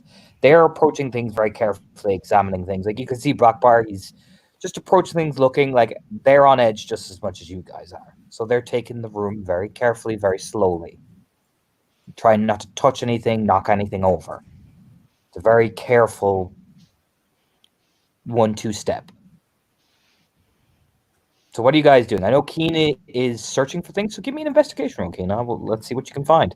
What's Maeve doing? I know Kira's starting to try and bundle the whatever that, you know? Remains. Yeah. Oh. Maeve does do the snap around look when she hears them coming down, but it's people she knows. She kind of wipes her face like, I'm not gonna cry. I'm totally not crying. I'm definitely crying. But kind of scrubs her face clear and tries to turn and just kind of look at what's around her where she stood herself as opposed to where Kian is. While Kira focuses on the body, just starts a scan of a look around, any indication of the places that they're keeping these things, looking for that drawing of the altar again, just anything she can use. Oh, they're not keeping them, Maeve. This is the point I'm making is, you can look around. I mean, here's the thing: you caught this guy unawares, so this is where all the notes are. Oh, they're made already. Yep. Read their notes. Don't cry on the notes. So, Keen, you can roll your investigation. I Maeve- rolled when I went over perception. That's the 3 10s. Oh, nicely done. Oh yeah, you find they've taken him to a place called the Altar of Galo. The Altar of Galo is deep in the Umbra, but it starts out. You just have to go along the coast toward the Blood Queen's castle. Now, it's deep in the old coast where her former family once held, but no longer. That's all you can find. You don't get an exact location. It's on the coast. You know that much. At the start. Hmm. But they have to go deep in. Deep. That probably frightens you more, Keen, because Deep Umbra, that's no fucking joke.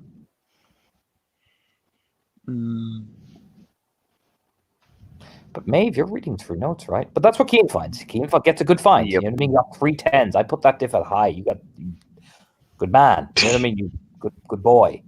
Good Inquisitor. Good. But Maeve, would you like to hear me read more? I would love to be subjected to more. Are you all coming over to read with Maeve? If nothing else, she may, if she finds, if this is a good passage, she'll just read it aloud. Are you really going to read it aloud with all these guru in the room? Fair point. They might lose their goddamn minds. Okay. Kira is not. Dokily. Kian is. Very well. This is my final entry before the inevitability comes to take me. I will be slain, yes. But that no longer applies and matters to me. I have completed my work. Should I survive, I will take Murren McNamara and give her to the Queen. She needs a daughter, after all. The Queen's wishes are the Queen's wishes. But my work is done. My acolytes have been made. The priestess, the judge, and the call. All so perfect. The priestess of decay, intelligent, chosen, much like the Blood Queen. Not as perfect as she is, but my delicate hands can only make so much. The judge of the grey. The disgraced man who wished for more, and I deemed him worthy of becoming it. And the Queen gave the blood. My, what a subject. And the call of ruination. Psychopathy mixed with a Galliard's ferocity. I'm sure they'll have fun with him. And should they slay me, I'm sure in their moment of glory they will feel relieved.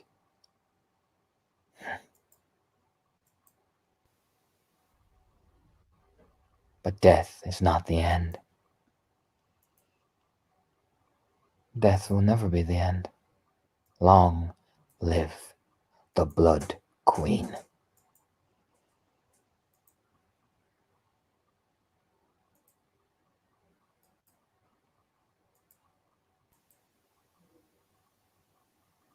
Insane filth.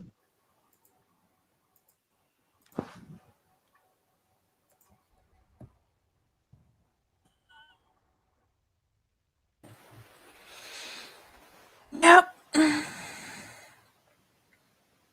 That all you feeling? Maeve? I know Keen is just staring at it like, heresy! You know what I mean? Destruction! Reciting the Imperial Codex in his mind. What about Maeve?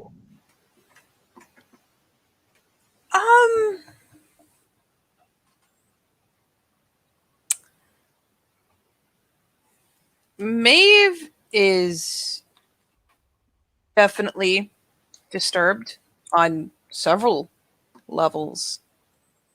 Him not fearing death, fanatics don't.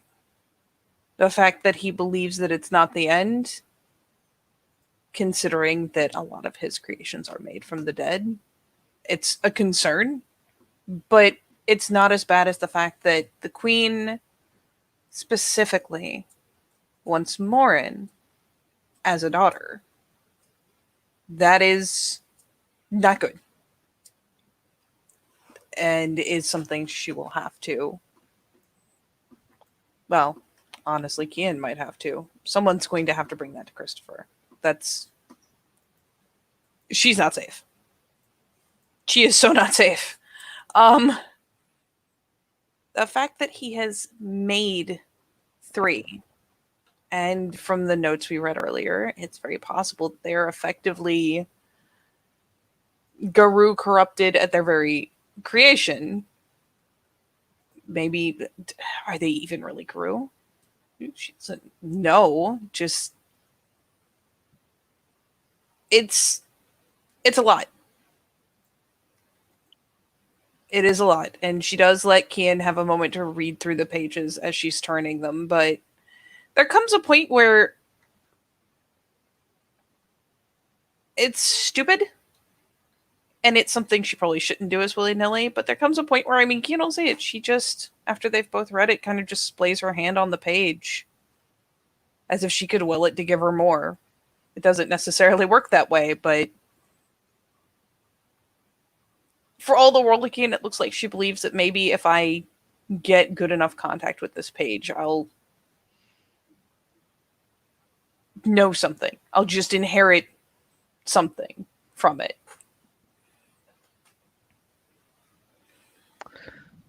There's a soft hand that comes over yours, displayed on the page. And be very softly if she sort of lifts her hand. Yeah, she won't stop him. If anything, she just kind of looks a little dazed glance over. He just gives you an assuring nod and closes the book, sort of sliding it over to him. Yeah, she'll. I imagine that both of them have collected pages and whatnot, so she's not going to stop him. She just lets him, like, I'm just going to gently take this so you don't freak out. And she does not. She just watches him do it and kind of nods, like, okay, yeah, that makes sense. Doesn't protest. Yeah. You find he had been getting some of these people from the Lady of Rags. She had been delivering them through her little toys. And he wishes they were rats because, well, rats in human form are so much more uninteresting. That's what you do find. You find records of the experimentation done on Jane and her family.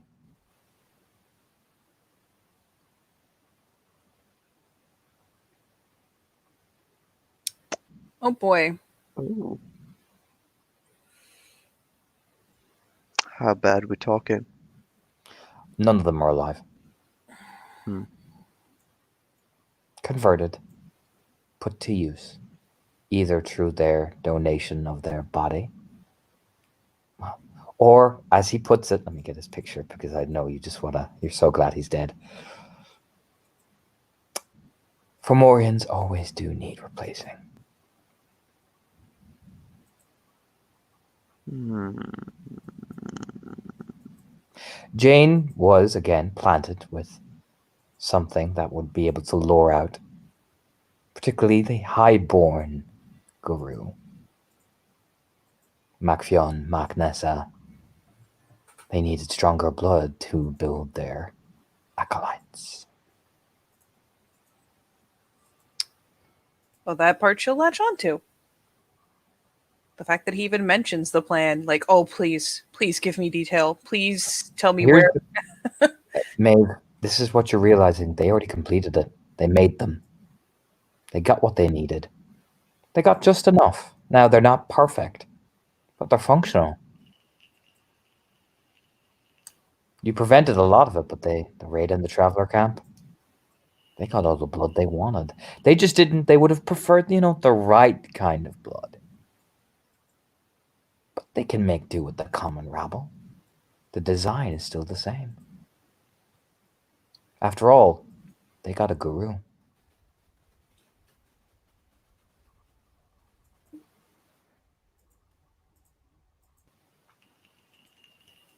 A full guru body. I don't like you anymore. Here's the question, maybe you saw barely a glimpse of him at the siege of that castle.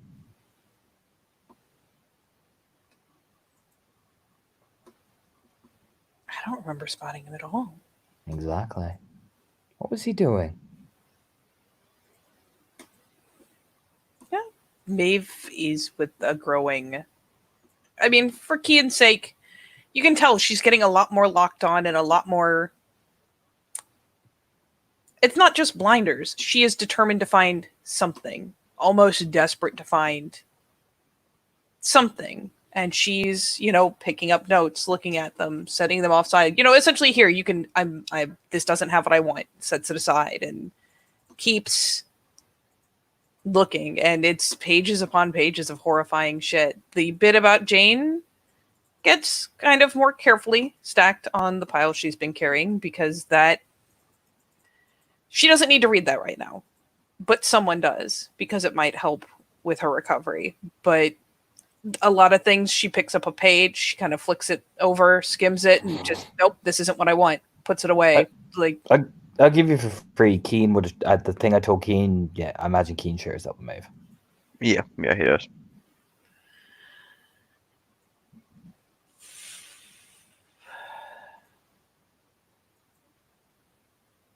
Was it part of what happened while I was in the bathroom, or? No, I literally only said it a couple of seconds ago. Okay, that bit. Sorry, I was just making sure I didn't miss another thing. No.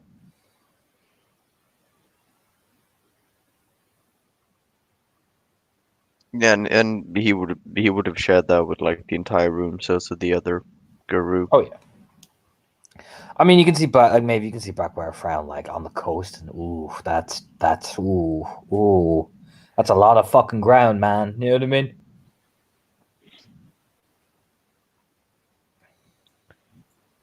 Bueller Blackwire, her ancestral people. He's walking over. Yeah, there's a glance. She's not going to try to keep all the stuff she's found from him or anything. He's one of the weird. Yeah. Kian sort of offers up the page with that information as he gets closer. Yeah, I mean, he just kind of looks around her ancestral home. Still never found anything about where she came from.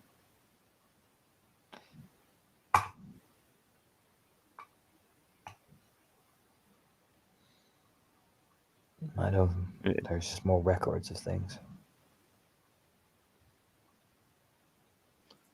There will be difficult.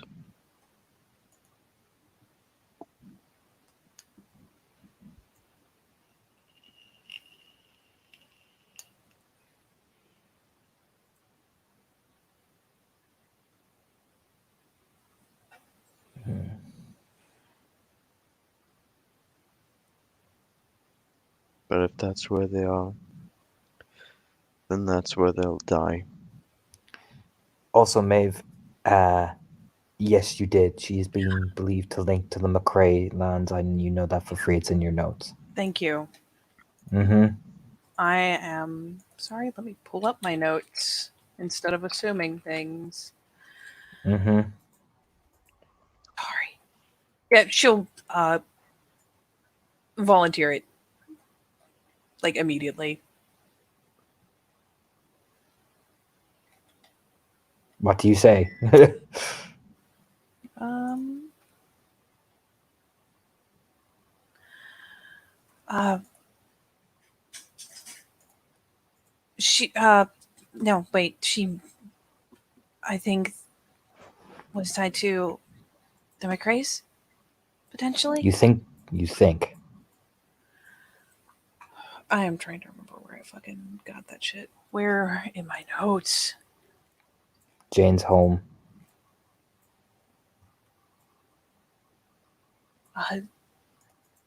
Oh, thank you. Bless. I need to move things around.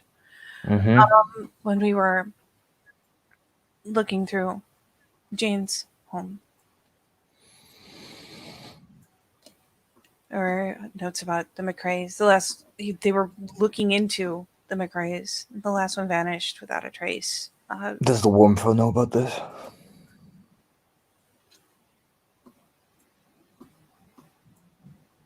No, I should. I'll put it like this: the stare Blackbar gives you. But he doesn't say anything; just stares at you. Like it's that silent nod of you need to fucking tell the Wormful that.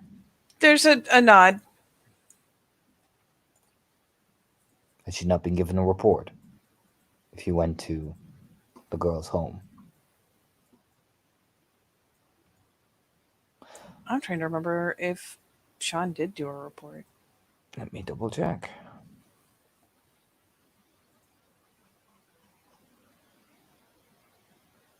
I think I just assumed he did because he was really good about it.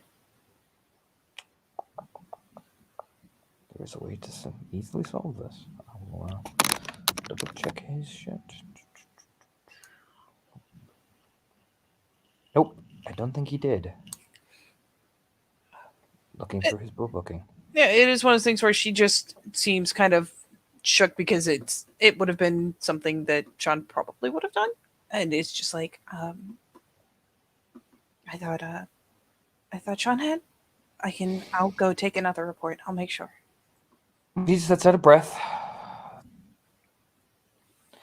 The McCrae land is out the west coast near Clare, but their castle vanished a long time ago. We have no record of where it is or what happened. This was some 20, 30 plus even years ago.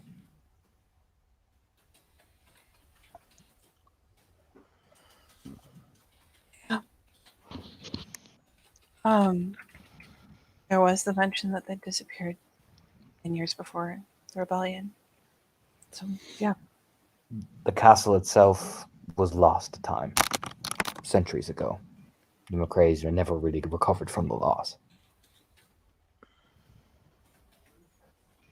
It just... How did it disappear? Swallowed by the sea. Oof. It's a typical occurrence that can happen. That makes sense that erosion would just... Yeah, there's just the winds of like, oh...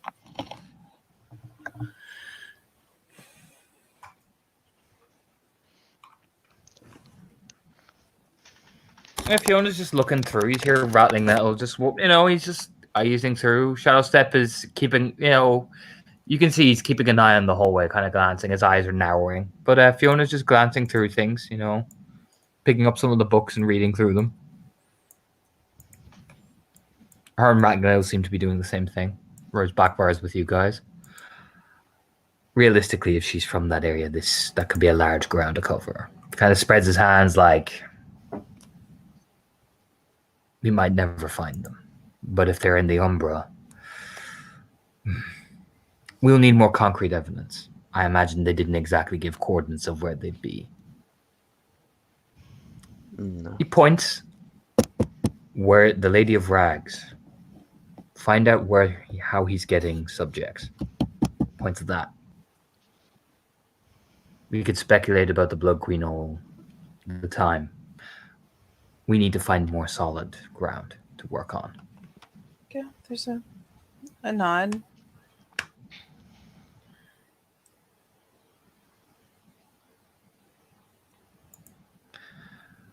We'll have to sift through the old archives about anything else. I had heard what happened to that house.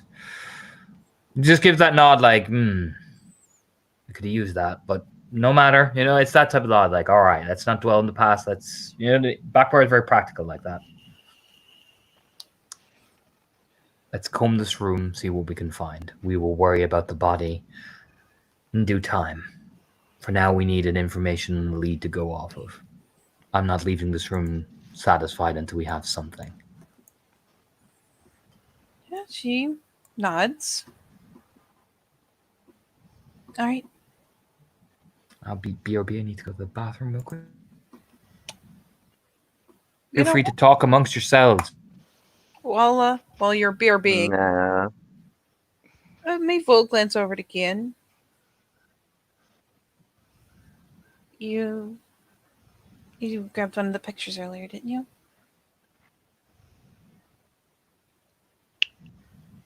Yes.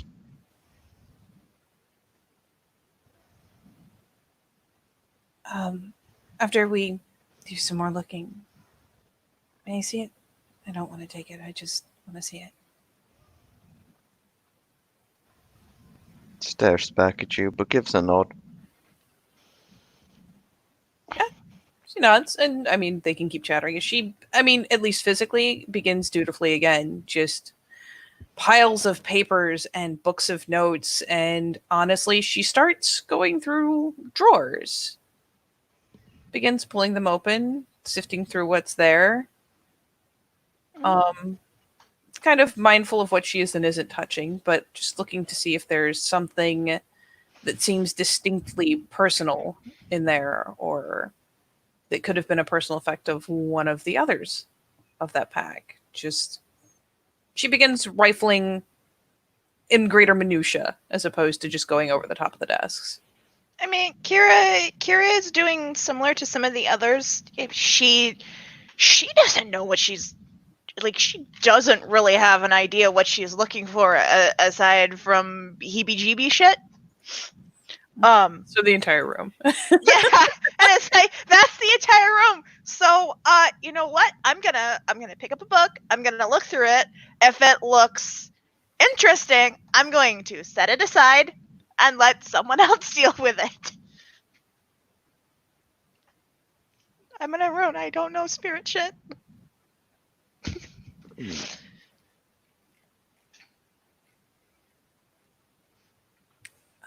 While she's rifling, we should talk to Kian. Before I found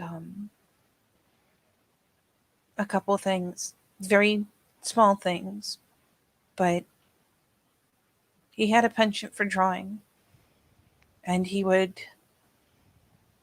I mean, yes, he took just kind of nods up at the desk. He took a lot of notes, but there are places where he drew small symbols or scratched them into things. They're very, very detailed. That's how you know they're his, but there has to be something else, something easy to overlook.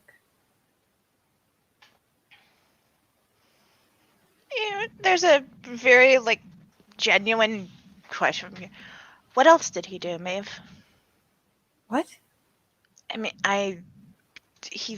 you mentioned the drawing. What else clearly has the fingerprints of his handiwork? I mean, Look, I think all of those posters and illustrations, those aren't out of a book. Those are his drawings. and Mhm. they are insanely detailed. Very good, like hash detail for shading, for everything. So she honestly points up to like all of those pages that have been pinned up with anatomical studies of horrific monsters or spliced creatures. She points.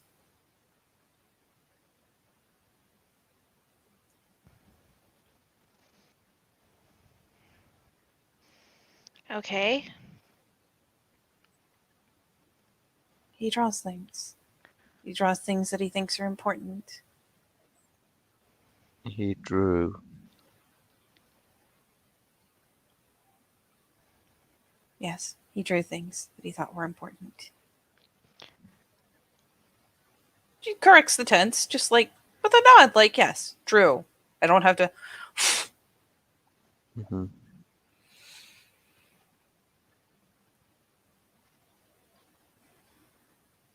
All right, I'm back. So Maeve has, in the interim, has pointed out to them that one of the things the alchemist did a lot is, yes, he cataloged, he wrote a lot of notes, he drew all of his own anatomical studies, but he has a penchant for drawing or drew the things that he thought were important. There might be something small, something scratched in somewhere, but it will be detailed. His work is so detailed. And she's basically, as others are going through the papers on the desk, she's beginning to like look through drawers, shelves, looking for something seemingly innocuous, anything he might have scratched a design into, written on, anything that could have been a personal effect. Just she's looking for the minutia instead of the obvious notes and records. All right, I will need from the three of you investigation rolls. You will need to get a collective of 4 successes. It will be at diff 8. Okay. One of you can spend willpower. 2 successes. You beautiful bastard. I will let you spend, since I think you have less dice than I do. Do you have investigation, Kira? I do. What did you say the pool was, Torna? What's investigation? Perception. Perception. Okay. Oh boy. Yeah, I'm gonna spend. That's 3 days for me.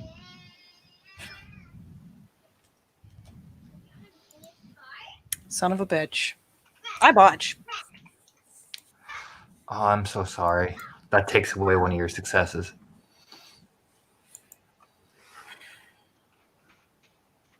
Don't get all 3 successes, please. Or at least 2. Oh, So it would have been 3 total. It would have been 4 if I hadn't botched. I'm so sorry. I am so sorry. But no, you can't find anything, guys. You look searching, everything is like, again, everything like Maeve said is so detailed. I mean, it gets to a point where, like, Kira, like Maeve said, he drew things he thought were important. Like, Kira is going over the drawings and things that are put to the wall, trying to make sense of them. She can't. She doesn't have the knowledge for that.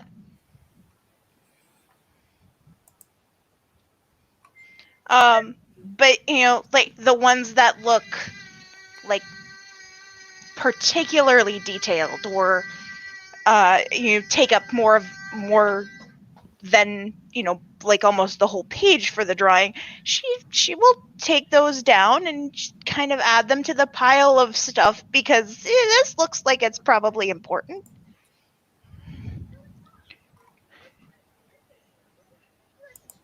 Yeah, you can't find anything substantial aside from the usual creepiness. Unfortunately, guys, I am so sorry. Alright. Keegan almost has it, and then Maeve's dumbass steps in. Aww! It's like he's just about to figure it out, and she asks him a question, and he loses his train of thought. Yeah, has the one piece and then puts it back like, oh yes, Maeve, I'll come and talk to you. Do you know what I mean? God damn it. No, I'm not that mean. No, it's just there's so much detail. And I will make the point on the off chance that it means that she can accidentally bump something as she goes along. Maeve is going through and sifting with her hands. She is touching a lot of what is in the drawers. It's not a nice feeling, man. Hmm? It's not a nice feeling. You probably spilled some shit on shit. That's why you botched. Yep, spilled some shit into the water and just went, fuck! Mm-hmm. Maeve doesn't curse often, but she does when some shit like falls out of the drawer into the water. Yep. Everybody looks over, gives you the Luigi stare. Goes back to their working. Oh, the No. Luigi stare. That's what he's been doing this entire time. Now I have a reference.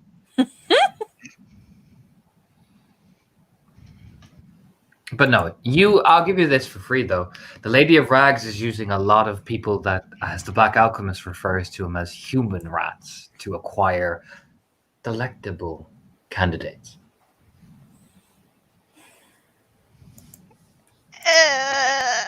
You know what? If this is the main lair he's been using, does he have notes about anyone else anywhere? Is there any further detail on the Lady of Rags? I'm glad you asked. There is. Oh, sweet Jesus, give me. Well, what are you looking for exactly? You can't just say "give me" in the room like this. I will not accept "give me." She's skimming around for mention of Lady of Rags. If a name comes with it, awesome. But the big thing is things that she's doing, the people she's using, her method, her, I imagine, obnoxious method to him. I'll put it like this: he doesn't give you the names. Black Alchemist is not. Unfortunately, it's not like a video game where it's like these people are here. Even then, he's so fucking meticulously articulate that it's infuriating because it's like, oh, she's using a human rats to gather people. Oh, how quaint! You know what I mean? For a Metis, he's so snobbish. That's what makes it so amusing. Got like subject numbers and shit. Yeah. Oh yeah, he's like a real life scientist in his mind. Other dates. Yes. Okay, he will Some of these memorize dates, these dates. some of these dates, which this is going to throw you for a real loop on some of these subjects. I'm just going to get where is it? Some of these dates, March 1996, July 1994 is the latest one. Is the latest one you find? July 1994. The Red Stag Rebellion ended in August 1994.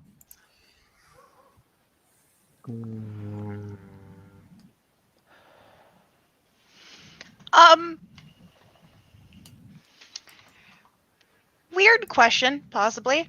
Mm-hmm. Is there there's subject numbers? Yes. Like what? Like how high do they go?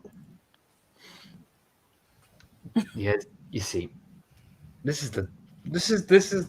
I mean, you guys asked the questions. He arranges them in batches. Mm-hmm. So batch 57, subject number lists 1 to 30. Date of batch number. Mm-hmm. You get me? You'd be here for fucking hours trying to figure out how many batches he has. All right. Some batches are ranging in their number of 10s, some are in 3s, some are in 6s, some are in 2s, but he's layered them all. There are 58 batches that you found so far. 58. Oh. Now, this is not big numbers, right? Yeah. He doesn't have like 27 subjects in the one batch. No, that's obvious. 1, 2. You get what I mean? Yeah. Yeah. This has been meticulously done over 10 years, Kira. Meticulously. What's the latest date we can find on a batch number? Batch number 65. That was the one after the Traveler raid is the most recent. They had 15 people. 15 people. 15 people. That was a big one. Was that? But that was from the raid of the Kinfolks. Yes. Okay, no. The one before that. It was technically the starting date of play, and it was Maeve recognizes the body of the maids. Basically, what basically Kian is trying to find is if the Lady of Rats is feeding him human rats, which are disappearing in batches, then No. perhaps we could try to narrow down where she would be by finding the I will. date. If it says that he has a batch of 5 people on July 19th, and I check, do we have 5 missing people in the days of July 19th, for instance? Here's That's what he's trying to find, basically, the latest. I will give you a perception investigation. Maeve, you're in while you're doing this, keen to begin to piece together a few things. Maeve, your information on the Lady of the Rags is as follows. She provides information. She provides the bodies. She does it not by dragging people off the street like some Neve. No, she does it in a way that she gets the forgotten people. They, like all rats that came on the plague, much like in Bram Stoker's Dracula, like a vampire. Well, they just arrive and they get brought. Some are very good for entertainment, some are good for experimentation. It depends on the purview, but either way, nobody misses what comes off the ship, do they?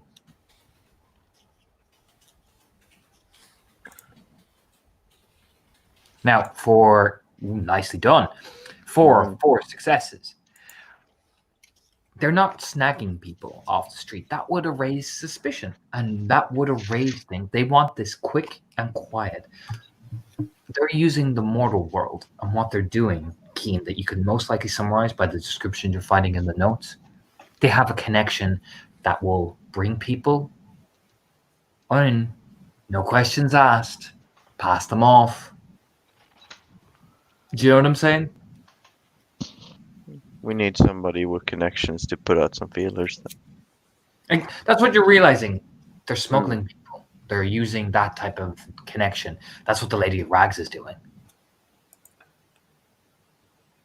Yeah, Maeve will even mention for Kian's benefit as they're digging, finding information that, from what she can tell, the Lady of Rags can act a lot like the story of the Pied Piper. Yes, she uses rats and she sings and she controls them, but she's reached out and touched the minds even of the guru that Maeve has been with before. She is terrifyingly like the Pied Piper. And it's possible that once she has people nearby, especially normal people, she could just control them like she does the swarms. All they have to do. How? True. And also, Maeve, you do know of a certain family that Seamus is looking into that has possible ties to the remnants. That's true. Yes, I emphasize, you have notes. I do. Stop being a butt. Stop being a butt. I can't help it. Yeah, and that, especially if he's sitting here muttering about how we need to figure out what connections, blah blah blah. She'll be like, we're looking into a family that may be tied to them.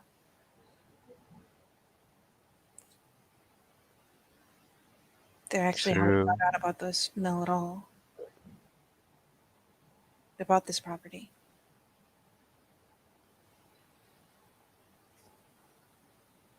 They bought others too. Odd little out of the way places.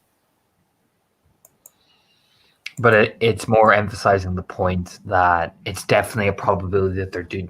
It could be that as well. They're using Lady of Rags is doing something. Do you know what I mean? You get the idea that the Malcolmist didn't speak about too much, only the bare minimum that he wanted to know why, because it's not his subject purview. He was not the one getting them.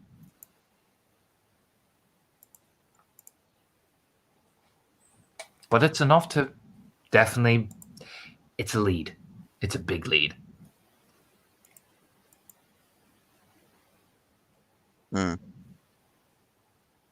Yep. Kian will have to think further on it, but at the moment,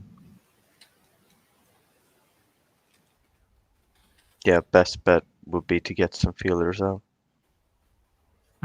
Oh yeah, I mean, like I said, you can sit down with people and start discussing it. There are city packs. Like I said, it's definitely a point to go off, Kian. Like you're sitting there like, yes, This is a real column. This is a real solid fucking direction you can go in. Yes. Anything else? Anything else you're looking for?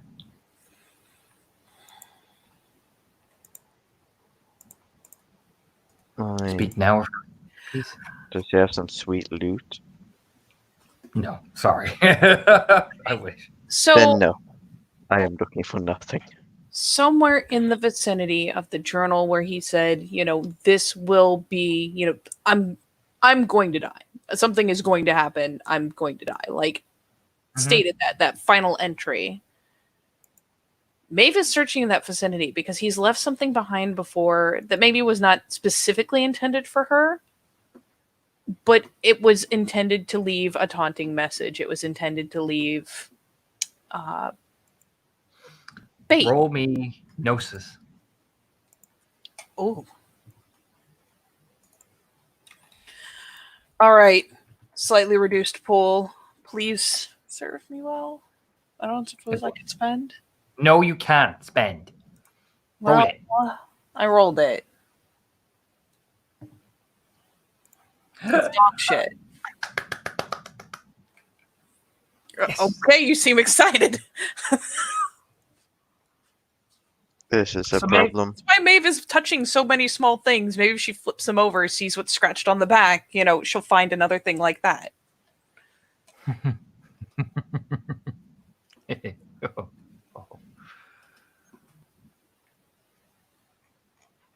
Give me 1 second, Maeve. Oh boy.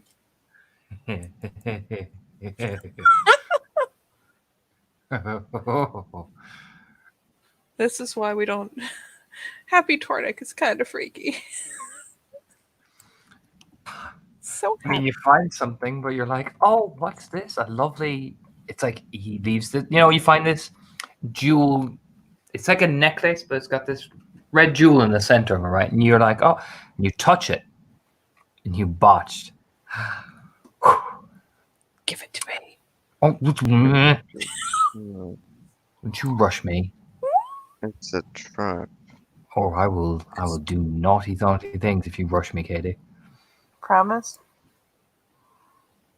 I mean, I'll just say it breaks. No, don't do that. That's the wrong kind of naughty. I don't like it. I changed my mind. I'll wait.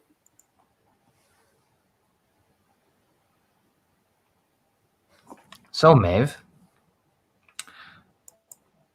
we're going to I'm gonna have a series of gifts first, but I want to make sure this one works. Yes.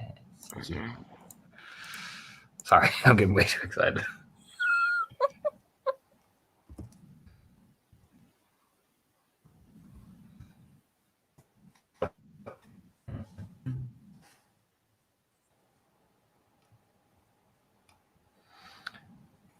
So here is the question, Maeve. How are you standing? Is it like up on the desk or in a drawer? Up on the desk. Honestly, she's probably kind of, you know, when someone's digging through their desk, like they've forgotten a note or something and they're kind of just digging around to find it, where you kind of lean, like maybe prop a hand on the desk and you're just leaned over, kind of fishing through things. It's like that. So she's just kind of, you know, leaned forward and, you know, with one hand, you know, moving papers aside, looking to see if she can find items. There's got to be something. So it's kind of, a busybody sort of little lean over the desk. Okay. Let me just find the right picture I need.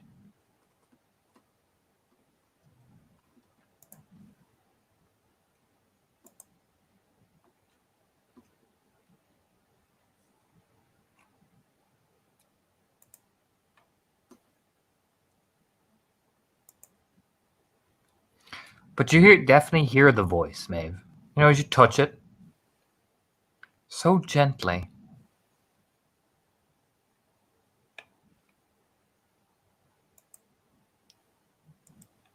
Oh boy. Just trying to get the right picture. There it is.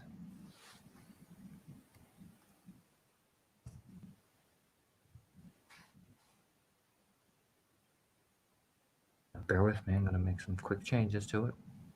Mhm.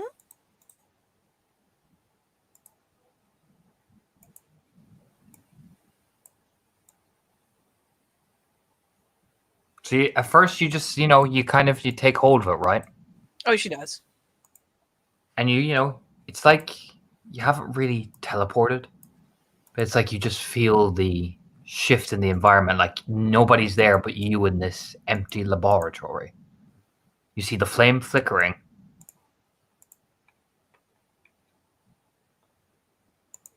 And slowly coming out of the shadows,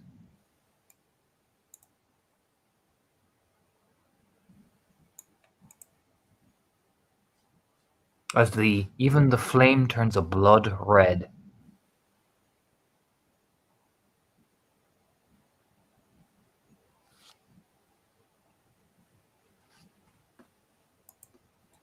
And I encourage you to loop the music. Oh boy. All right. Let me just grab that. I encourage you all, both Keen and Kira, to loop the music. Oh boy.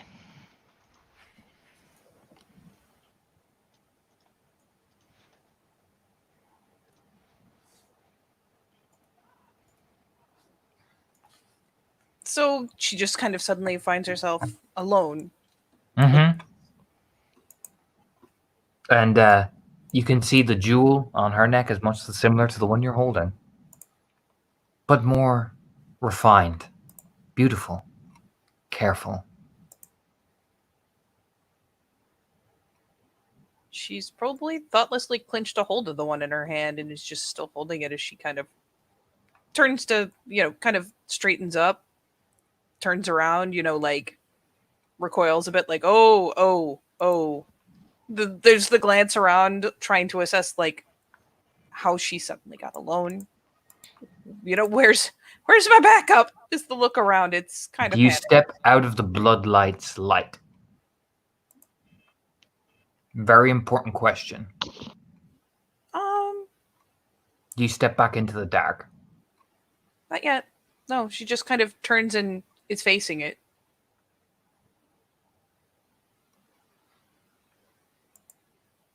We often forget. We need light so much for things to grow, don't we? Are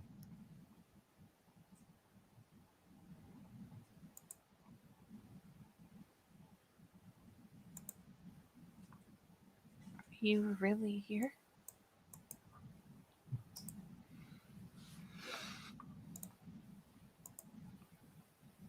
Didn't answer. All right. She takes kind of a careful sidestep just to see if the eyes are following her. Oh, they do.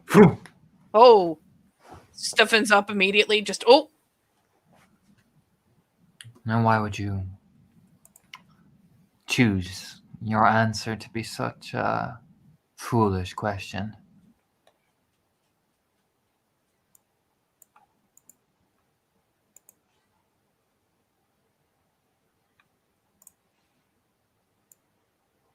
After all you've seen, that is all you're concerned with.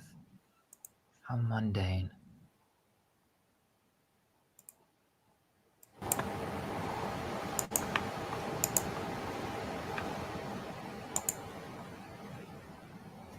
shutting a light on.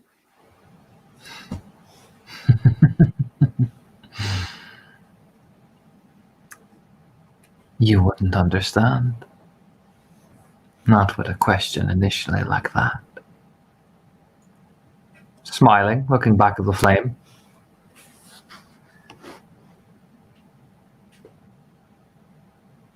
Ask me another and I might answer it.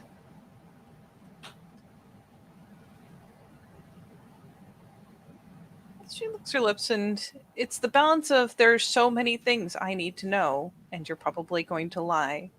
Better yet, what can I ask that you might be intrigued enough to answer?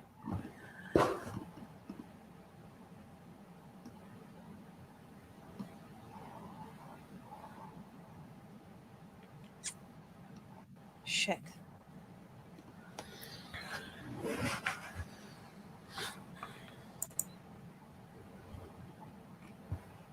If you're not going to answer me, then, well, I suppose we should get on with the inevitable. No, I have so many questions. It's Hmm. hard to know what to ask.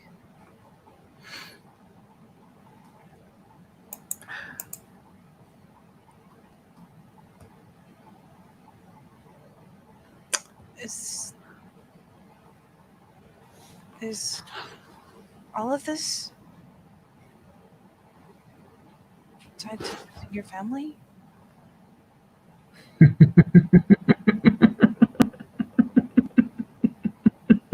The room shakes when she laughs. Yeah, that's disconcerting. She kind of does that little spread the feet, kind of try to balance posture, you know? Oh, you Fianna.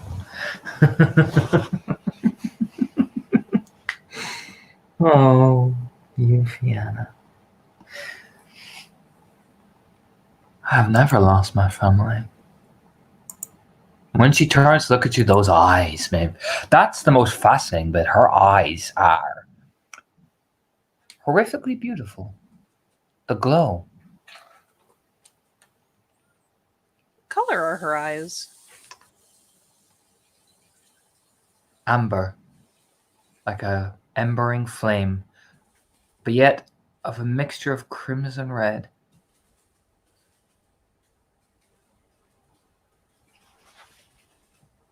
They're almost too. I mean, Maeve, I'll put it like this: you can't help but look at them in a way.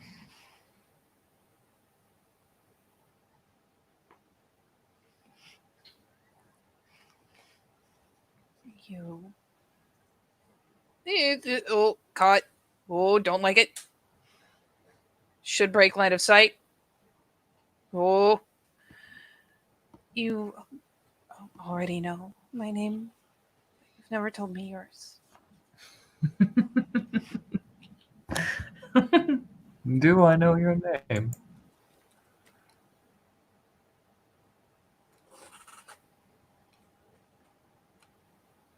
You may not know it's mine, but you do. What makes you think you're worth knowing?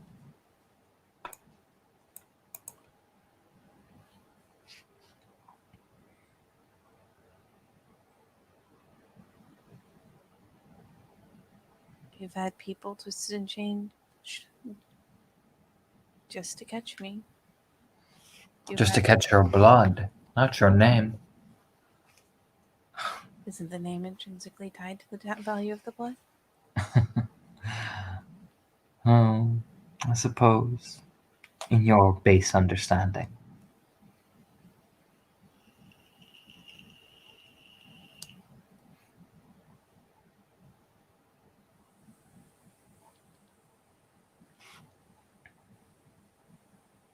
It's the only understanding I have.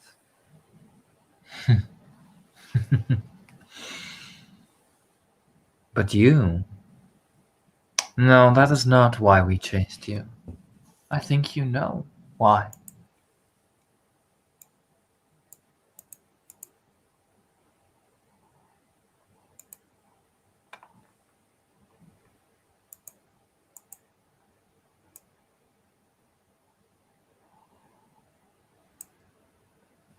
Jesus.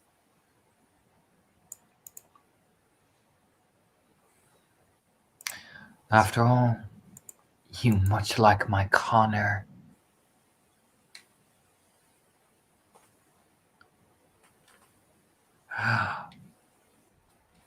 She licks her lips at you like she's hungry. Oh, And much like the rest of his family. Well, you all laugh at the moon, don't you?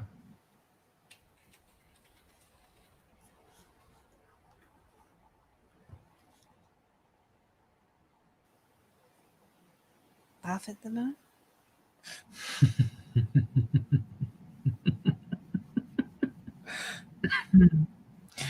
Oh, I forget. You don't understand the delicacies of your lineages. I wonder, at the full moon, do you get angrier? Do you?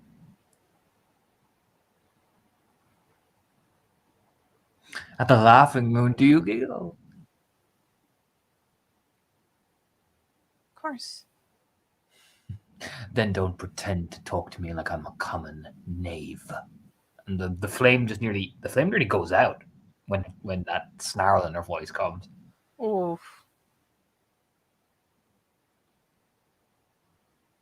Don't try and play base games with me. Then, when she tilts her head, the flame reignites. And she smiles. I'm better than you at it.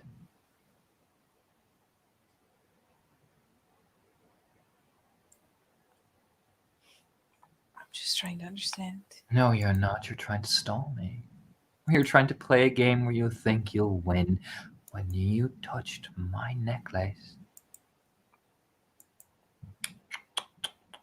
Naughty, naughty. She finally does kind of like glance down and, make the connection that much better that like, oh,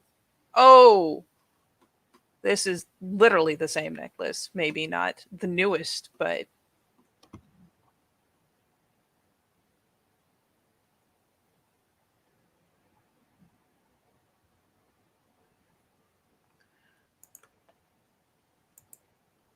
what did you see in the red stag?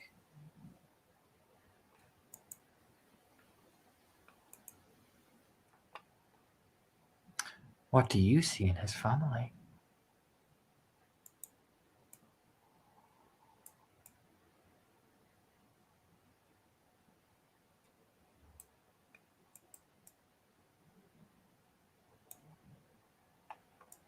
Keen sense of duty, of honor.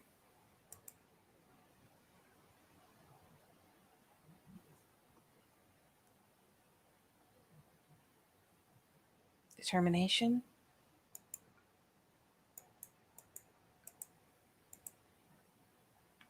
Yeah. What else do you see?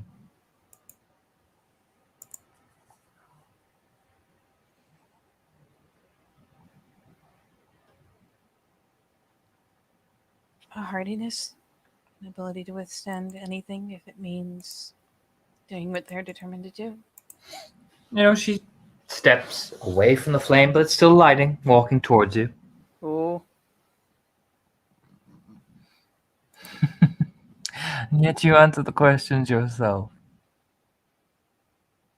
You don't even need me.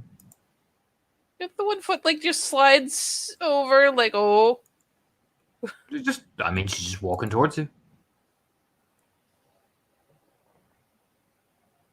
so Maeve isn't keen to pitch off into the dark because the dark seems all consuming.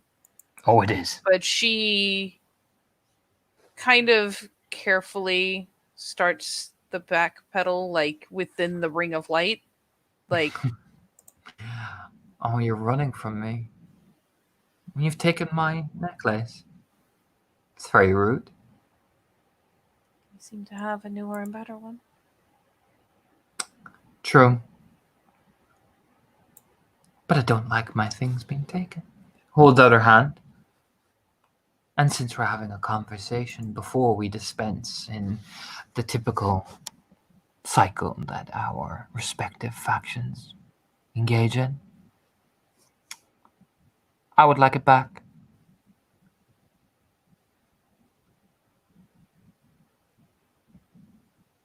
It was left behind, discarded.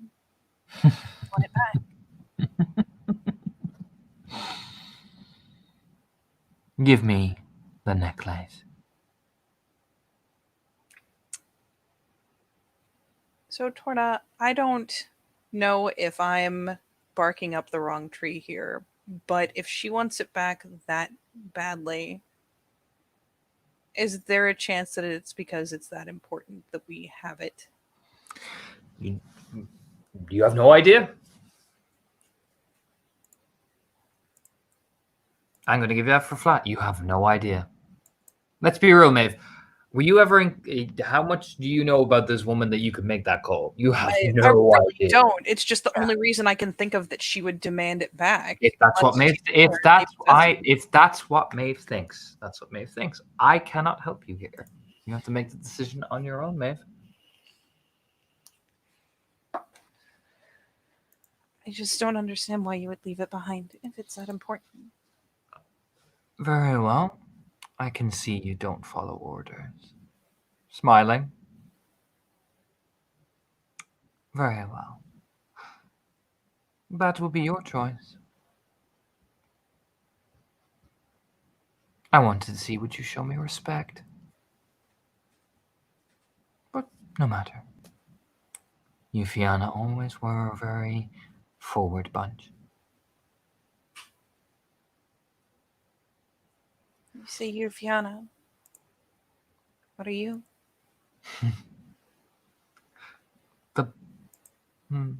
A queen.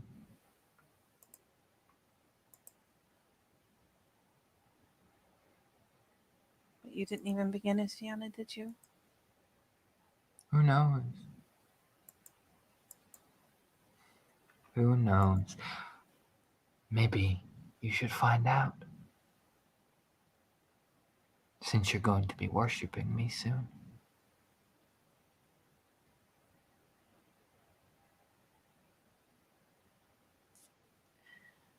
And where would I look?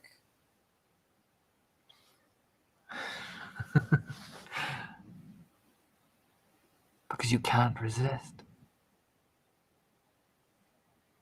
Can you?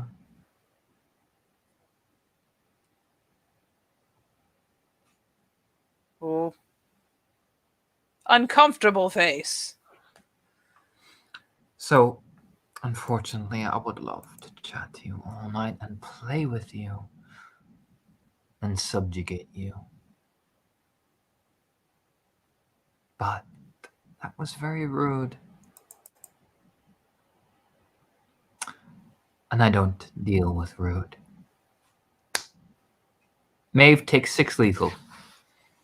She get close enough and just give her the fucking slap of a lifetime. No, blood just starts pouring out of your nose as you hold on to the jewel. As it burns into your, like it's like your body just starts hemorrhaging blood. Okay. And as you collapse down onto the ground, and as we snap back into reality, Maeve just sees as the jewel goes black. The last images of the Blood Queen going, standing over you with this, like much like the picture.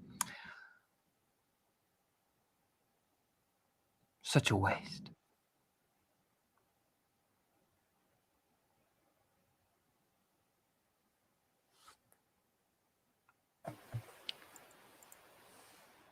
And we're back in the room. Keen, Kira, and Maeve just collapsed onto the ground and blood is spewing out of her, like, mouth, her nose, her eyes, her ears. And Kira runs over and calls for Blackbriar. Yeah, I mean, everybody runs over because Jesus fucking Christ. Do you know what I mean? Mm-hmm.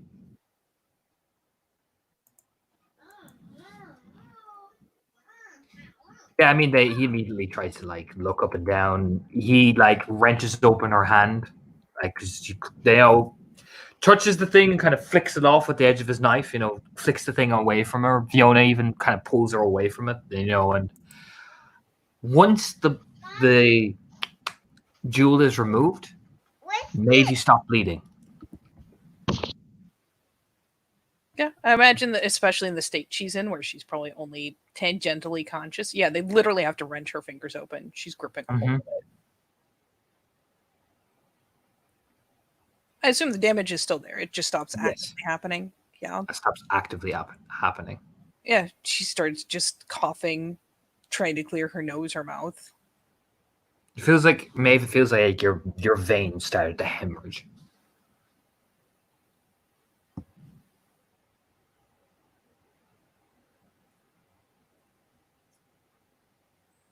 Yeah, Maeve goes into a fit of coughing. She's trying to wipe her eyes clear, trying to get it out of her nose. Just exactly what you'd expect from someone who's panicking, from bleeding from every fucking part of their face.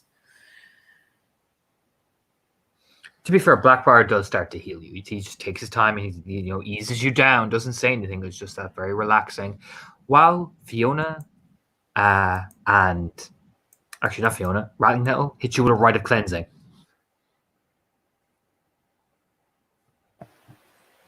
Yeah, she fucking takes it all. Does the rite of cleansing like get anything else out of her? What's creepy is your blood bubbles. Yeah, she starts frantically trying to wipe it off of her. Just, that is pretty much the worst thing. It's not a thoughtful process. It's just she's trying, first to desperately clear her eyes, her nose, her mouth, and then it starts bubbling, and she just starts kind of trying to not claw it off, but just almost slapping at it, just trying to wipe it off of herself. Just nope, that's corrupted, and it shouldn't be. And this, just. What's Kira's reaction to like genuine? Because I know Maeve is hyperventilating and letting the I imagine letting the Thea just do their shit. You know what I mean? I mean, that is insanely troubling for Kira to see, and she's like she's rummaging through her for like a handkerchief or something. Like, yeah, you know what? Let's get this off you. Eventually, Kira, you get batted away by Blackbriar. It's like a tissue's not gonna step back. Everybody back away from the blood. Yeah, and she steps back. It's like, oh, okay, yep.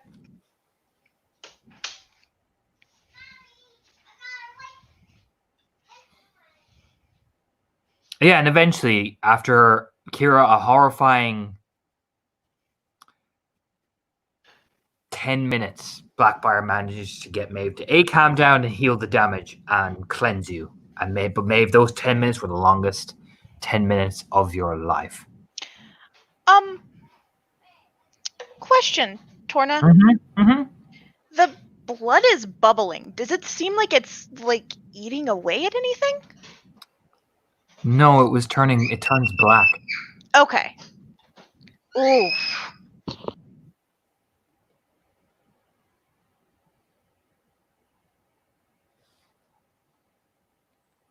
Like it was rotting Maeve from the inside.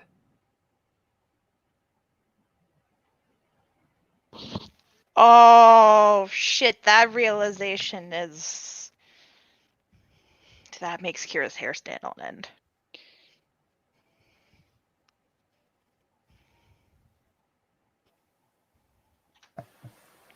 Dare I ask if Kian has a visible reaction?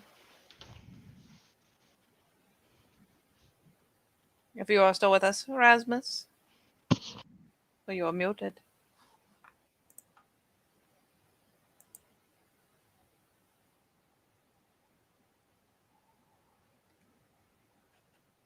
Raz.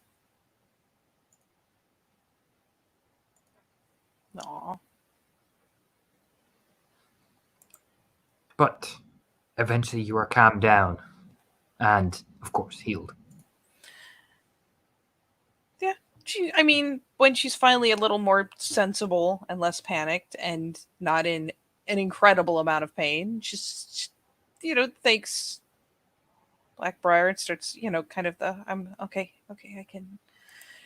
You hear just Blackbriar take that relief of breath, and Fiona kind of gives you the look like, what did I say about touching? You know what I mean? But she looks more relieved that you're okay, because fuck me. Do you know what I mean? Jesus Christ, you're bleeding from your fucking... It's just, you can see Fiona Von Prim's a little bit like, do you know what I mean? I want to be mad at you, but I'm more relieved that you're okay. But I'm still... I will yell at you later, you know what I mean? That type of look she's giving you. I'll give you a scolding. But right now, I'm relieved that you're fine, so you're getting away with it for now. Do you know what I mean? Shadow, Shadow still kind of looks over like, time of the month. The fucking weak laughter just because. What the shit, dude? He kind of gives you that weak smile, like I'm trying to just cheer you up. It makes her laugh. It is just that smile of like, I can't believe that was your tactic. I can't. What even? Yeah, Rotting has that look on his face over it. Like, dude, what the fuck? It makes her laugh. It's Yeah, like that. a The little like labored, but she laughs. Kira's got that like, really, bro? Just kind of gives you Maeve that look, like, does that wince, like, ooh. Do you know what I mean? It's awkward. Ooh. Okay, that was. Did somebody get it? Like glancing around because it's got to be at least a little important. It's gone black now, Maeve. She, especially with Blackbriar being the one, set over her. Just she wanted it back. She tried to make me give it to her.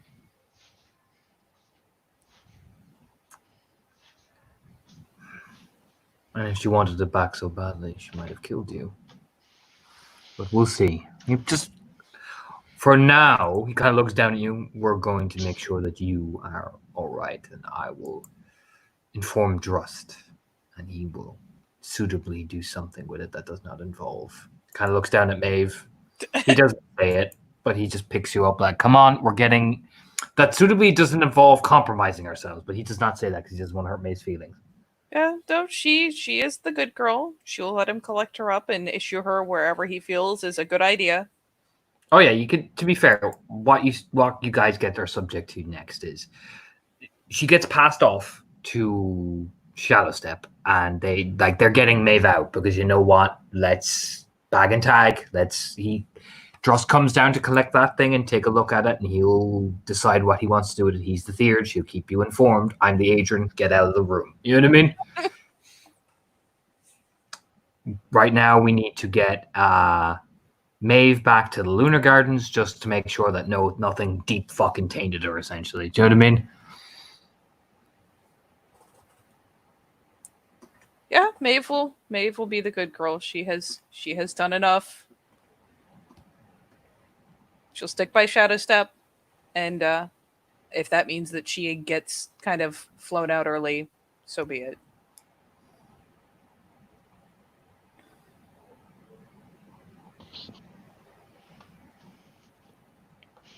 So they're going through the room, like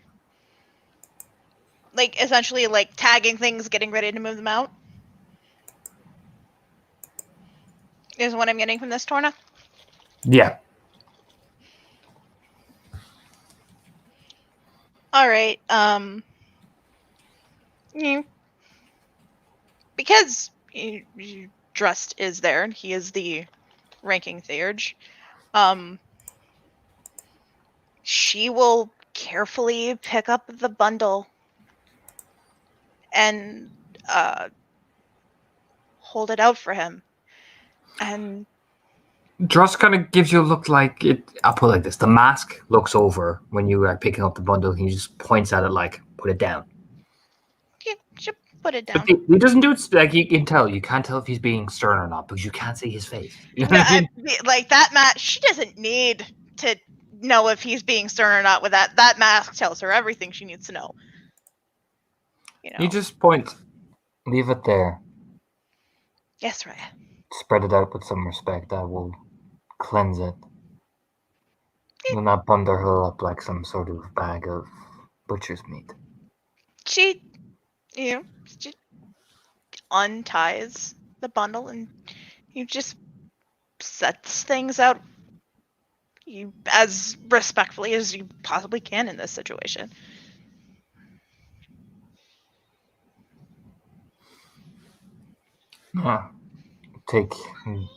Leave the room and make sure that the young Theurge gets back to Sept. Yes, Raya.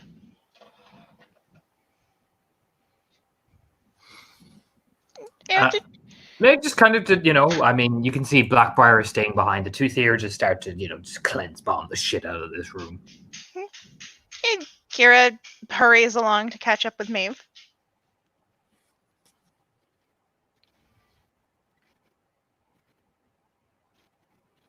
Yeah, I'm going to say we can totally end it there if you guys want. Sure. Yeah, Maeve is that confined. works. Maeve is confined to the Luna Gardens for 3 hours and get a very stern talking to off Sula going, finger wagging, like, now, young lady. No, he does not do that. I He would totally put it past him. No, Sulak is not an asshole. He will take care of you and politely says, maybe next time we should be a bit more careful. And that real dad voice.